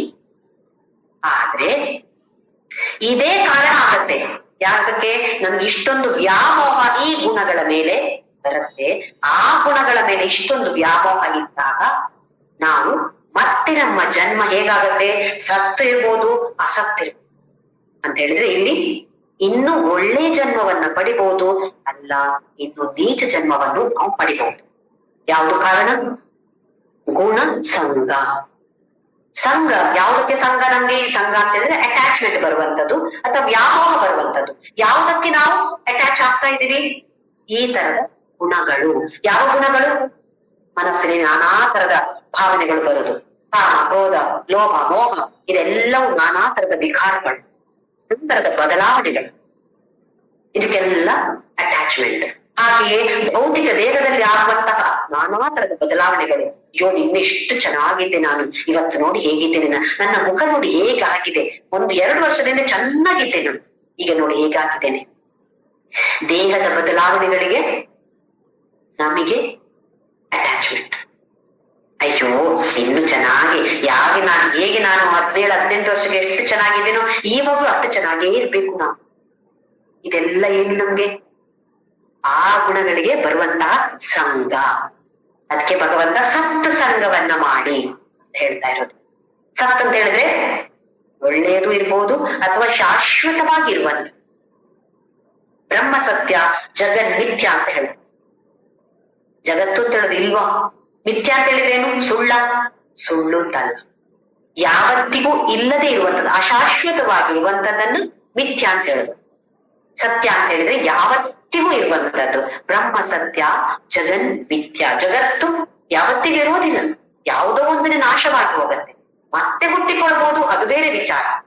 ಆದ್ರೆ ಶಾಶ್ವತವಾಗಿ ಖಂಡಿತವಾಗಿಯೂ ಜಗತ್ತಿರೋದಿಲ್ಲ. ಅದಕ್ಕೋಸ್ಕರ ಜಗತ್ ಮಿಥ್ಯ ಅಂತ ನಮ್ಮ ಉಪನಿಷತ್ತಿನಲ್ಲಿ ಹೇಳ್ತಾ ಇದೆ. ಬ್ರಹ್ಮ ಸತ್ಯ, ಯಾವತ್ತಿಗಿರುವಂತದ್ದು ಸತ್ಯ. ಹಾಗಾಗಿ ಸಂಘವನ್ನ ಮಾಡು. ಯಾವುದ್ರ ಜೊತೆ ಸಂಘವನ್ನ ಮಾಡು? ಅಟ್ಯಾಚ್ಮೆಂಟ್ ಇಟ್ಕೋ. ಯಾವುದ್ರ ಜೊತೆ ಅಟ್ಯಾಚ್ಮೆಂಟ್ ಇಟ್ಕೋಬೇಕು? ಯಾವುದು ಸತ್ ಇದೆಯೋ, ಯಾವುದು ಆತ್ಮ ಅಂತ ಇದೆಯೋ, ಯಾವುದು ಪುರುಷ ಅಂತ ಇದೆಯೋ, ಯಾವುದು ಜ್ಞೇಯ ಅಂತ ಇದೆಯೋ, ಯಾವುದು ಕ್ಷೇತ್ರಜ್ಞ ಅಂತ ಇದೆಯೋ, ಅದರ ಜೊತೆ ಅಟ್ಯಾಚ್ಮೆಂಟ್ ಅನ್ನು ಇಟ್ಕೋ. ಅಭಿಮಾನ. ಆ ದೇಹದ ಒಳಗಡೆ ಒಂದು ಕ್ಷೇತ್ರಜ್ಞ ಅಂತ ಹೇಳುದು ಇದೆ, ಈ ತತ್ವ ಇದೆ ಅಂತ ಕೂಡ ನಮ್ಗೆ ಗೊತ್ತಿಲ್ಲ. ಗೊತ್ತಾದಾಗ, ಇದೆ ಅಂತ ಅರಿತುಕೊಂಡಾಗ, ಹೀಗೊಂದು ವಿಚಾರ ಇದೆ ಅಂತ ಅರಿತುಕೊಂಡಾಗ ಸ್ವಲ್ಪವಾಗಿ ಆದ್ರೂ ದೇಹದ ಅಭಿಮಾನವನ್ನ ಕಡಿಮೆ ಮಾಡಿಕೊಂಡು ಈ ಆತ್ಮ ಅಥವಾ ಪರಮಾತ್ಮ ಅಥವಾ ಬೇರೆ ಬೇರೆ ಹೆಸರಿರ್ಬೋದು, ಅದು ಒಂದೇ ತತ್ವ, ಆ ತತ್ವದ ಮೇಲೆ ನಮ್ಮ ದೃಷ್ಟಿಯನ್ನ ಹೋಗ್ಬೇಕು. ದೃಷ್ಟಿಯನ್ನ ಲೌಕಿಕ ಪ್ರಪಂಚದಲ್ಲಿ ಕಡಿಮೆ ಮಾಡಿಕೊಂಡು ಇದರಿಂದ ಸ್ವಲ್ಪವೇ ಡಿಟ್ಯಾಚ್ ಆಗಿ ಆ ಪರಮಾತ್ಮನಿಗೆ ಅಟ್ಯಾಚ್ ಆಗುವಂತಹ ಪ್ರಯತ್ನವನ್ನ ಮಾಡಬೇಕು. ಅದರಲ್ಲಿಯೂ ನಮ್ಮಂತಹ ಮದುವೆ ಆದಂತಹ ಸ್ತ್ರೀಯರಿಗೆ ಇದು ಹೆಚ್ಚು ಕಷ್ಟ ಅಂತ ಆಗೋದಿಲ್ಲ. ತಾಯಿ ಮನೆಗೆ ಎಷ್ಟೊಂದು ಅಟ್ಯಾಚ್ಮೆಂಟ್ ಇತ್ತು. ಮದುವೆ ಆದ ತಕ್ಷಣ ಎಷ್ಟು ಕಷ್ಟ ಆಯ್ತು ಗಂಡನ ಮನೇಲಿ ಹೋಗಿ ಅಡ್ಜಸ್ಟ್ ಮಾಡಿಕೊಳ್ಳೋದು. ಅಲ್ಲಿನ ಬೇರೆ ತರದ ಪ್ರಪಂಚ, ಇಲ್ಲಿ ಬೇರೆ ತರದ ಪ್ರಪಂಚ. ತಾಯಿ ಮನೆಯಲ್ಲಿ ಬೇರೆ ತರದ ವಾತಾವರಣ, ಗಂಡನ ಮನೆಯಲ್ಲಿ ಬೇರೆ ತರದ ವಾತಾವರಣ. ಹಾಗಿದ್ರೂ ಕೂಡ ಸ್ವಲ್ಪವಾಗಿ ನಿಧಾನವಾಗಿ ನಾವು ಅಲ್ಲಿಗೆ ಅಡ್ಜಸ್ಟ್ ಮಾಡಿಕೊಂಡೇವೆ. ಆಮೇಲೆ ತಾಯಿ ಮನೆಗೆ ಶುರುವಲ್ಲಿ ತಿಂಗಳಾನುಗಟ್ಲೆ ಹೋಗಿ ಕೂಡ್ತೇವೆ. ಆಮೇಲೆ ಸ್ವಲ್ಪ ದಿನ ಹೋಗಿ ಬಂದ್ರೆ ಸಾಕು. 1-2 ದಿನ ಆದ್ಮೇಲೆ ಇನ್ನು ಹೋಗ್ಬೇಡ, ನಮ್ಮ ಮನೆಗೆ ಹೋಗ್ಬೇಡ. ಯಾಕೆ? ಇಲ್ಲಿನ ಅಟ್ಯಾಚ್ಮೆಂಟ್ ಜಾಸ್ತಿ ಆಗಿ ಅಮ್ಮನ ಮನೆ, ತಾಯಿ ಮನೆ ಅಥವಾ ತವ್ರ ಮನೆಯ ಅಟ್ಯಾಚ್ಮೆಂಟ್ ಸ್ವಲ್ಪ ಪ್ರೀತಿ ಕಡಿಮೆ ಆಯ್ತು ಅಂತಲ್ಲ, ಆ ವ್ಯಾಮೋಹ ಕಡಿಮೆ ಆಗ್ತಾ ಹೋಗುತ್ತೆ. ಹೇಳಿದ್ರೆ ನಮ್ಗೆ ಇದು ಗೊತ್ತಿದೆ. ಎಲ್ಲಿ ಕಡಿಮೆ ಮಾಡ್ಕೊಳ್ಬೇಕು ಅಲ್ಲಿ ಕಡಿಮೆ ಮಾಡ್ಕೊಂಡು, ಎಲ್ಲಿ ಜಾಸ್ತಿ ಮಾಡಿಕೊಳ್ಬೇಕು ಅದು ಜಾಸ್ತಿ ಮಾಡುವಂತದ್ದು ನಮ್ಗೆ ಗೊತ್ತಿದೆ. ಹಾಗೆ ಇಲ್ಲಿ ಈ ಜೀವಾತ್ಮ ಅಂತ ಹೇಳುವ, ಈ ದೇಹ ಅಂತ ಹೇಳುವ ಪ್ರಕೃತಿಯನ್ನ ಸ್ವಲ್ಪವಾಗಿ ಬಿಟ್ಟುಕೊಂಡು ಈ ಆತ್ಮ ಅಂತ ಹೇಳುವ ಪುರುಷ, ಈ ಪುರುಷನಿಗೆ ಸ್ವಲ್ಪವಾಗಿ ನಾವು ವ್ಯಾಮೋಹವನ್ನ ಅಲ್ಲಿಗೆ ಇಟ್ಟುಕೊಳ್ಳುವಂತಹ ಪ್ರಯತ್ನವನ್ನು ಮಾಡಬೇಕು. ಮುಂದಿನ ಶ್ಲೋಕ 23ನೇ ಶ್ಲೋಕ. ಉಪದ್ರಷ್ಟಾನುಮಂತ ಪರಮಾತ್ಮಯುಕ್ತೋ ದೇಹೇಸ್ಮಿನ್ ಪುರುಷ ಪರಮ. ಈ ಪುರುಷನ ಬಗ್ಗೆ ಹೇಳ್ತಾನೆ ಭಗವಂತ. ಹೇಗೆ ಅಂತ ಹೇಳಿದ್ರೆ, ಈ ಪುರುಷ ಅಂತ ಹೇಳಿದ್ರೆ ಪರ, ಶ್ರೇಷ್ಠವಾದದ್ದು. ಶ್ರೇಷ್ಠ ಅಂತ ಹೇಳಿದ್ರೆ ಎಲ್ಲದರಲ್ಲೂ ಮುಕ್ತವಾದವನು. ರಾಗ ಇಲ್ಲ, ದ್ವೇಷ ಇಲ್ಲ, ಯಾವ ಕಾಮ ಕ್ರೋಧ ಯಾವುದು ಇಲ್ಲದೆ ಇರುವಂತಹ ಪರ. ಅಂತಹ ಶ್ರೇಷ್ಠ ಯಾರು? ಈ ಪುರುಷ. ಹಾಗೆಯೇ ಉಪದ್ರಷ್ಟ. ಉಪ ಅಂತ ಹೇಳಿದ್ರೆ ಹತ್ತಿರ ಇದ್ದು ಸಾಕ್ಷಿ ಆಗಿರುವಂತದ್ದು ಉಪದ್ರಷ್ಟ. ಎಷ್ಟು ಹತ್ತಿರ? ನಮ್ಮ ಒಳಗೆ ಇರುವಂತದ್ದು ಅಥವಾ ನಾನೇ. ಅದಕ್ಕೋಸ್ಕರ ಸಾಕ್ಷಿ ಭಾವ. ಸಾಕ್ಷಿ ಆಗಿರ್ತಾನೆ. ಏನಾದ್ರು ಮಾಡ್ತಾನ ಅವನೇನು ಮಾಡೋದಿಲ್ಲ, ಅವನು ಸುಮ್ಮನೆ ಸಾಕ್ಷಿಯಾಗಿ ಕೂತಿರ್ತಾನೆ. ಹನುಮಂತ ಅಂದ್ರೆ ಅನುಮೋದನೆಯನ್ನ ಕೊಡುವಂಥದ್ದು, ಎಲ್ಲದಕ್ಕೂ ಸಮ್ಮತಿ, ಅನುಮತಿಯನ್ನು ಕೊಡ್ತಾನೆ. ಕೆಟ್ಟದ್ದು ಮಾಡ್ತಿರೋ ಅನುಮತಿ ಕೊಡ್ತಾನೆ, ಒಳ್ಳೇದು ಮಾಡ್ತಿರೋ ಅನುಮತಿ ಕೊಡ್ತಾನೆ. ಯಾವುದಕ್ಕೂ ಬೇಡ ಅಂತ ಹೇಳಿದಿಲ್ಲ. ಯಾಕೆ? ಅವನು ಸುಮ್ಮನೆ ಸಾಕ್ಷಿ ಭಾವದಿಂದ ಕೂತಿದ್ದಾನೆ, ಅವನೇನು ಕೆಲಸ ಮಾಡೋದಿಲ್ಲ. ತಮಾಷೆಗೆ ಹೇಳೋದಿದ್ರೆ, ಪುರುಷ ಅಂತೇಳಿ ಗಂಡಸರನ್ನ ಹೇಳಿ ಎಲ್ಲ ಗಂಡಸರ ಕ್ಷಮೆ ಯಾಚಿಸಿಕೊಂಡು ಇದನ್ನ ಹೇಳ್ತಾ ಇದ್ದೇನೆ. ಹೆಚ್ಚಿನ ಮನೆಯಲ್ಲಿ ನೋಡಿದ್ರೆ ಗಂಡಸರು, ಈಗಿನ ಕಾಲದ ಗಂಡಸರು ಅಲ್ಲ, ಈಗಿನ ಕಾಲದ ಗಂಡು ಮಕ್ಕಳು ಎಲ್ಲರೂ ಕೆಲಸ ಮಾಡ್ತಾರೆ. ಹಿಂದಿನ ಕಾಲದಲ್ಲಿ ಹೇಗಿತ್ತು, ನಮ್ಮ ಜನರೇಷನ್ ಅಲ್ಲ, ಆದ್ರೆ ಹಿಂದಿನ ಕಾಲದಲ್ಲಿ ಹೇಗಿತ್ತು ಅಂತ ಹೇಳಿದ್ರೆ, ಗಂಡ ಅಂತ ಹೇಳುವ ವ್ಯಕ್ತಿ ಆಫೀಸಿಗೆ ಹೋಗಿ ಅಥವಾ ಯಾವುದೋ ತೋಟದ ಕೆಲಸವೋ ಮಾಡಿ ಆಮೇಲೆ ಮನೆಯಲ್ಲಿ ಬಂದು ಕೂತ್ಕೊಂಡು ಮತ್ತೆ ನ್ಯೂಸ್ ಪೇಪರ್ ಓದು, ಕಾಫಿ ತಾ, ನೀರ್ ತಾ ಅಂತ ಹೇಳೋದು. ಎಲ್ಲ ಕೈಗೆ ಕಾಲಿಗೆ ಸಿಗಬೇಕು. ನಾವು ಮಾತ್ರ ಕೂತ್ಕೊಂಡು ಆ ತುದಿಯಿಂದ ಪಬ್ಲಿಷ್ಡ್ ವರೆಗೆ ನ್ಯೂಸ್ ಪೇಪರ್ ಓದು. ಕೆಲಸ ಯಾರು ಮಾಡ್ಬೇಕು ಇಲ್ಲಿ? ಪ್ರಕೃತಿ ಅಥವಾ ಹೆಂಗಸು ಎಲ್ಲ ಕೆಲಸ ಮಾಡ್ಬೇಕು. ಈ ಪುರುಷ ಅಂತ ಹೇಳುವ ಇಲ್ಲಿ ಗಂಡಸು ವ್ಯಕ್ತಿ ಏನು ಕೆಲಸ ಮಾಡಿದ್ರೆ ಸುಮ್ಮನೆ ಕೂತ್ಕೊಂಡಿರೋದು. ಮಕ್ಕಳನ್ನ ನೋಡ್ತಿದ್ರ? ಮಕ್ಕಳನ್ನ ಎತ್ತಿರೋರೇ ಅಲ್ಲ ಹಿಂದಿನ ಕಾಲದ ಗಂಡಸರು. ಈಗಿನ ಕಾಲದ ಗಂಡಸರು ನೋಡಿ ಹೇಗ್ ಮಾಡ್ತಾರೆ. ಗಂಡ್ ಮಕ್ಳು ತಮ್ಮ ಹೆಂಡತಿಯರ ಅರ್ಥ 50% ಕೆಲಸ ಅವರು ಮಾಡ್ತಾರೆ ಹೆಚ್ಚಿನ ಮನೆಗಳಲ್ಲಿ. ಹಾಗೆ ಇಲ್ಲಿ ಪುರುಷ ಅಂತ ಹೇಳುದು ಯಾವ್ದಕ್ಕೂ ಏನು ಬೇಡ ಹೇಳೋದಿಲ್ಲ, ಬೇಕು ಹೇಳೋದಿಲ್ಲ, ಸುಮ್ಮನೆ ಕೂತಿರತ್ತಂತೆ. ಹನುಮಂತ ಎಲ್ಲದಕ್ಕೂ ಅನುಮೋದನೆಯನ್ನ, ಅನುಮತಿಯನ್ನ ಕೊಡ್ತಾರೆ. ಯಾಕೆ ಅಂತ ಹೇಳಿದ್ರೆ ಕೆಟ್ಟದು ಒಳ್ಳೇದು ಏನು ವ್ಯತ್ಯಾಸ ಇಲ್ಲ ಪುರುಷನಿಗೆ, ಎಲ್ಲ ಒಂದೇ ತರ. ಹೇಗೆ ಪೆಟ್ರೋಲ್ ಕಾರಿಗೆ ಹಾಕಿ ಕಾರನ್ನ ನಾವು ತಗೊಂಡು ಹೋಗ್ತೇವೆ, ಪೆಟ್ರೋಲ್ ಬೇಕು, ಇಂಧನ ಬೇಕು, ಇಲ್ಲದ್ರೆ ಕಾರ್ ಮುಂದೆ ಹೋಗುದಿಲ್ಲ. ಆದ್ರೆ ಅದು ನೀನು ಲೆಫ್ಟ್ಗೆ ತಿರುಗಿದ್ರೆ ಲೆಫ್ಟ್ಗೆ ಹೋಗ್ಬೇಡ ರೈಟ್ಗೆ ಹೋಗುತ್ತೆ ಹೇಳಕ್ಕ, ಸುಮ್ಮನೆ ಇದೆ ಅಷ್ಟೇ. ಹಾಗೆಯೇ ಈ ಪುರುಷ ಅಂತ ಹೇಳುದು ಸುಮ್ಮನೆ ಎಲ್ಲದಕ್ಕೂ ಸಾಕ್ಷಿ ಭಾವದಿಂದ ಎಲ್ಲದಕ್ಕೂ ಅನುಮೋದನೆಯನ್ನು ಕೊಡ್ತಾ ಬರ್ತಾ ಎಲ್ಲದಕ್ಕೂ ಆಭಾರವಾಗಿದೆ. ಹೋಗ್ತಾ ಮಹೇಶ್ವರ, ಎಲ್ಲವನ್ನು ಫಲಾನುಭವಿ ಯಾರು? ಅದು ಹೋಗ್ತಾ, ಅದು ಕೂಡ ಈ ಪುರುಷ. ಹಾಗೆ ಅದಕ್ಕೆ ಹೆಸರೇನು? ಪರಮಾತ್ಮ ಇತಿ ಚ ಅಪಿಯುಕ್ತ ಉಕ್ತ, ತನ್ನೇ ಪರಮಾತ್ಮ ಅಂತ ಹೇಳ್ತಾರೆ. ಹಾಗೆಯೇ ದೇಹೇಸ್ಮಿನ್ ಪುರುಷ ಪರಃ. ಹೇಗೆ ನಮ್ಗೆ ವಿದ್ಯುತ್ ಶಕ್ತಿ ನಾನಾ ತರದ ಉಪಕರಣಗಳಲ್ಲಿ ಹರಿಯತ್ತೆ. ಲೈಟ್ ನಲ್ಲಿ ಹರಿದ್ರೆ ಬೆಳಕು ಬರುತ್ತೆ, ಫ್ಯಾನ್ ನಲ್ಲಿ ಹರಿದ್ರೆ ಗಾಳಿ ಬೀಸತ್ತೆ, ತಿರುಗಿ ಗಾಳಿ ಬೀಸತ್ತೆ. ಅದು ಹೇಳತ್ತಾ? ಫ್ಯಾನ್ ಹತ್ರ ನೀ ತಿರುಗು ಹೇಳತ್ತಾ? ಲೈಟ್ ಹತ್ರ ಏನು ಲೈಟ್ ಕೊಡುವವರಿಗೆ ಅಂತ ಹೇಳತ್ತಾ? ಏನು ಮಾಡಲ್ಲ, ಅದು ಅದ್ರಷ್ಟಕ್ಕೆ ಬರುತ್ತೆ. ಫ್ರಿಡ್ಜ್ ಹತ್ರ ಫ್ರಿಡ್ಜ್ ನಲ್ಲಿ ಏನ್ ಕೆಲಸ ಮಾಡುತ್ತೆ? ತಣ್ಣಗಾಗಿಸುವಂತ ಕೆಲಸ ಮಾಡುತ್ತೆ. ಬೇರೆ ಬೇರೆ ಉಪಕರಣಗಳಲ್ಲಿ ಅದೇ ವಿದ್ಯುತ್ ಶಕ್ತಿ ಬೇರೆ ಬೇರೆ ತರವಾಗಿ ಕೆಲಸ ಮಾಡುತ್ತೆ. ಅದು ಏನು ಕೆಲಸ ಮಾಡಲ್ಲ, ಮಾಡದ ಉಪಕರಣ, ಆದ್ರೆ ಅದು ಇರಬೇಕು. ಹಾಗೆ ನಮ್ಮಲ್ಲಿ ಅದು ಇರಬೇಕು, ಪುರುಷ ಇರಬೇಕು. ಪುರುಷ ಪ್ರಕೃತಿ ಸ್ತೋಗಿ, ಈ ಪ್ರಕೃತಿಯಲ್ಲಿ ಇದ್ದುಕೊಂಡು ಪುರುಷ ಸಾಕ್ಷಿ ಭಾವದಿಂದ ಎಲ್ಲದಕ್ಕೂ ಸಮ್ಮತಿಯನ್ನು ಕೊಡ್ತಾ ಇರ್ತಾನೆ. ಎಲ್ಲದಕ್ಕೂ ಮಹೇಶ್ವರ, ಎಲ್ಲದಕ್ಕೂ ಕಂಟ್ರೋಲ್ ಮಾಡೋದು ಯಾರು? ಪುರುಷ. ಮಾತ್ರ ಸುಮ್ಮನೆ ಇರೋದು, ಯಾವ ಗುಣ ಇಲ್ಲ, ಯಾವ ಇಂದ್ರಿಯಗಳು ಇಲ್ಲ. ಸರ್ವೇಂದ್ರಿಯ ಗುಣಾಭಾಸಂ ಸರ್ವೇಂದ್ರಿಯ ವಿವರ್ಜಿತಂ, ಯಾವ ಇಂದ್ರಿಯವೂ ಇಲ್ಲ, ಎಲ್ಲವನ್ನು ನೋಡ್ತಾನೆ. ಹಾಗಾಗಿ ತಾನೇ ನಾವು ಹೇಳುದು ಭಗವಂತ ನೋಡ್ತಾನೆ. ಯಾರು ನೋಡ್ತಾ ಇದ್ರು ಭಗವಂತ ನೋಡ್ತಾನೆ ಅಂತ ನಾವು ಹೇಳ್ತೀವಿ. ಯಾವಾಗ ಬೇರೆ ಯಾರಾದ್ರೂ ಏನಾದ್ರು ತಪ್ಪು ಮಾಡಿದ್ರೆ ನಾವು ಹೇಳ್ತೇವೆ ಆ ಭಗವಂತ ನೋಡ್ತಾನೆ, ಅವ್ರು ಮಾಡ್ತಾನೆ ಅವ್ರಿಗೆ ಸರಿಯಾಗಿ. ಕನಕದಾಸರ ಕಥೆ ಗೊತ್ತಿದೆ ನಮ್ಗೆ. ಸಣ್ಣಾಗಿರುವಾಗ ಗುರು ಹೇಳ್ತಾರೆ, ಯಾರು ಇಲ್ಲದ ಜಾಗದಲ್ಲಿ ಹೋಗಿ ಬಾಳೆಹಣ್ಣು ಸುಲಿದು ತಿಂದು ಬನ್ನಿ ಅಂತ ಹೇಳಿದ್ರೆ ಬೇರೆ ಬೇರೆ ಶಿಷ್ಯರು ಬೇರೆ ಬೇರೆ ಕಡೆ ಹೋಗಿ ಯಾರಿಗೂ ಮಾಡದ ಹಾಗೆ ತಿಂದು ಬಂದ್ರು. ಕನಕದಾಸರು ಮಾತ್ರ ಅದನ್ನ ಹಾಗೆ ಹಿಡ್ಕೊಂಡು ಬಂದ್ರು. ಎಲ್ಲಿ ಹೋದ್ರು ಭಗವಂತ ಇದ್ದಾನೆ, ಎಲ್ಲೂ ಯಾರು ಇಲ್ಲ, ಎಲ್ಲೂ ಆ ತರದ ಜಾಗ ಇಲ್ವಲ್ಲ ಅಂತ ಒಂದು ಗುರುಗಳನ್ನ ಪ್ರಶ್ನೆ ಕೇಳ್ತಾನೆ. ಹಾಗಾಗಿ ನಾನು ತಿನ್ಲಿಲ್ಲ ಅಂದ್ರೆ ಆ ವಯಸ್ಸಿಗೆ ಭಗವಂತ ಎಲ್ಲ ಕಡೆ ಇದ್ದಾನೆ ಅಂತ ಹೇಳುವ ಅನುಭವ ನಮಗೆ. ಈಗ ಹೀಗೆ ಭಗವದ್ಗೀತೆಯಲ್ಲಿ ಕೇಳಿ ಕೇಳಿ ಎಲ್ಲ ಕಡೆ ಭಗವಂತ ಇದ್ದಾನೆ ಅಂತ ಗೊತ್ತಾಗಿದೆ, ಆದ್ರೆ ನಮ್ಮ ಅನುಭವಕ್ಕೆ ಬಂದಿದ್ಯಾ? ಇದು ನಮ್ಮ ಅನುಭವಕ್ಕೆ ಬರುವುದಕ್ಕೋಸ್ಕರ ನಮಗೆ ಈ ತರವಾದ ಅದ್ಭುತವಾದ ಶಿಕ್ಷಣವನ್ನ ಭಗವಂತ ನಮ್ಗೆ ಕೊಡ್ತಾ ಇದ್ದಾನೆ. ನಾನಾ ರೀತಿಯಲ್ಲಿ ಬೇರೆ ಬೇರೆ ಬೇರೆ ಬೇರೆ ಶ್ಲೋಕಗಳ ಮೂಲಕ ಹೇಳೋದು ಉಂಟೆ, ಬೇರೆ ಏನು, ಇದನ್ನೇ ಬೇರೆ ಬೇರೆ ತರದಲ್ಲಿ ನಮ್ಗೆ ಹೇಳಿದ್ರೆ ಅರ್ಥ ಆಗತ್ತೆ. ಇಂಥ ಅಜ್ಞಾನಿಗಳಿಗೆ ಯಾವ ತರದಲ್ಲಿ ತಿಳಿಸಿದ್ರೆ ಅರ್ಥ ಆಗ್ಬೋದು ಆಲೋಚನೆ ಮಾಡಿ ಮಾಡಿ ಭಗವಂತ ತಿರುಗಿ ತಿರುಗಿ ತಿರುಗಿ ಬರೋದು ಒಂದೇ. ಇದರಲ್ಲಿ ಪ್ರಕೃತಿ ಮತ್ತು ಪುರುಷನ ಬಗ್ಗೆ ವ್ಯತ್ಯಾಸವನ್ನು ಭಗವಂತ ಅದ್ಭುತವಾಗಿ ತಿಳಿಸಿಕೊಡ್ತಾ ಇದ್ದಾನೆ. ಮುಂದಿನ ಶ್ಲೋಕವನ್ನ ಮುಂದಿನ ವಾರ ಮತ್ತೆ ನೋಡೋಣ. ಓಂ ಶ್ರೀರಾಮ್ ಜಯ ರಾಮ್ ಜಯ ಜಯ ರಾಮ್, ಶ್ರೀರಾಮ್ ಜಯ ರಾಮ್ ಜಯ ಜಯ ರಾಮ್, ಶ್ರೀರಾಮ್ ಜಯ ರಾಮ್ ಜಯ ರಾಮ್, ಶ್ರೀರಾಮ್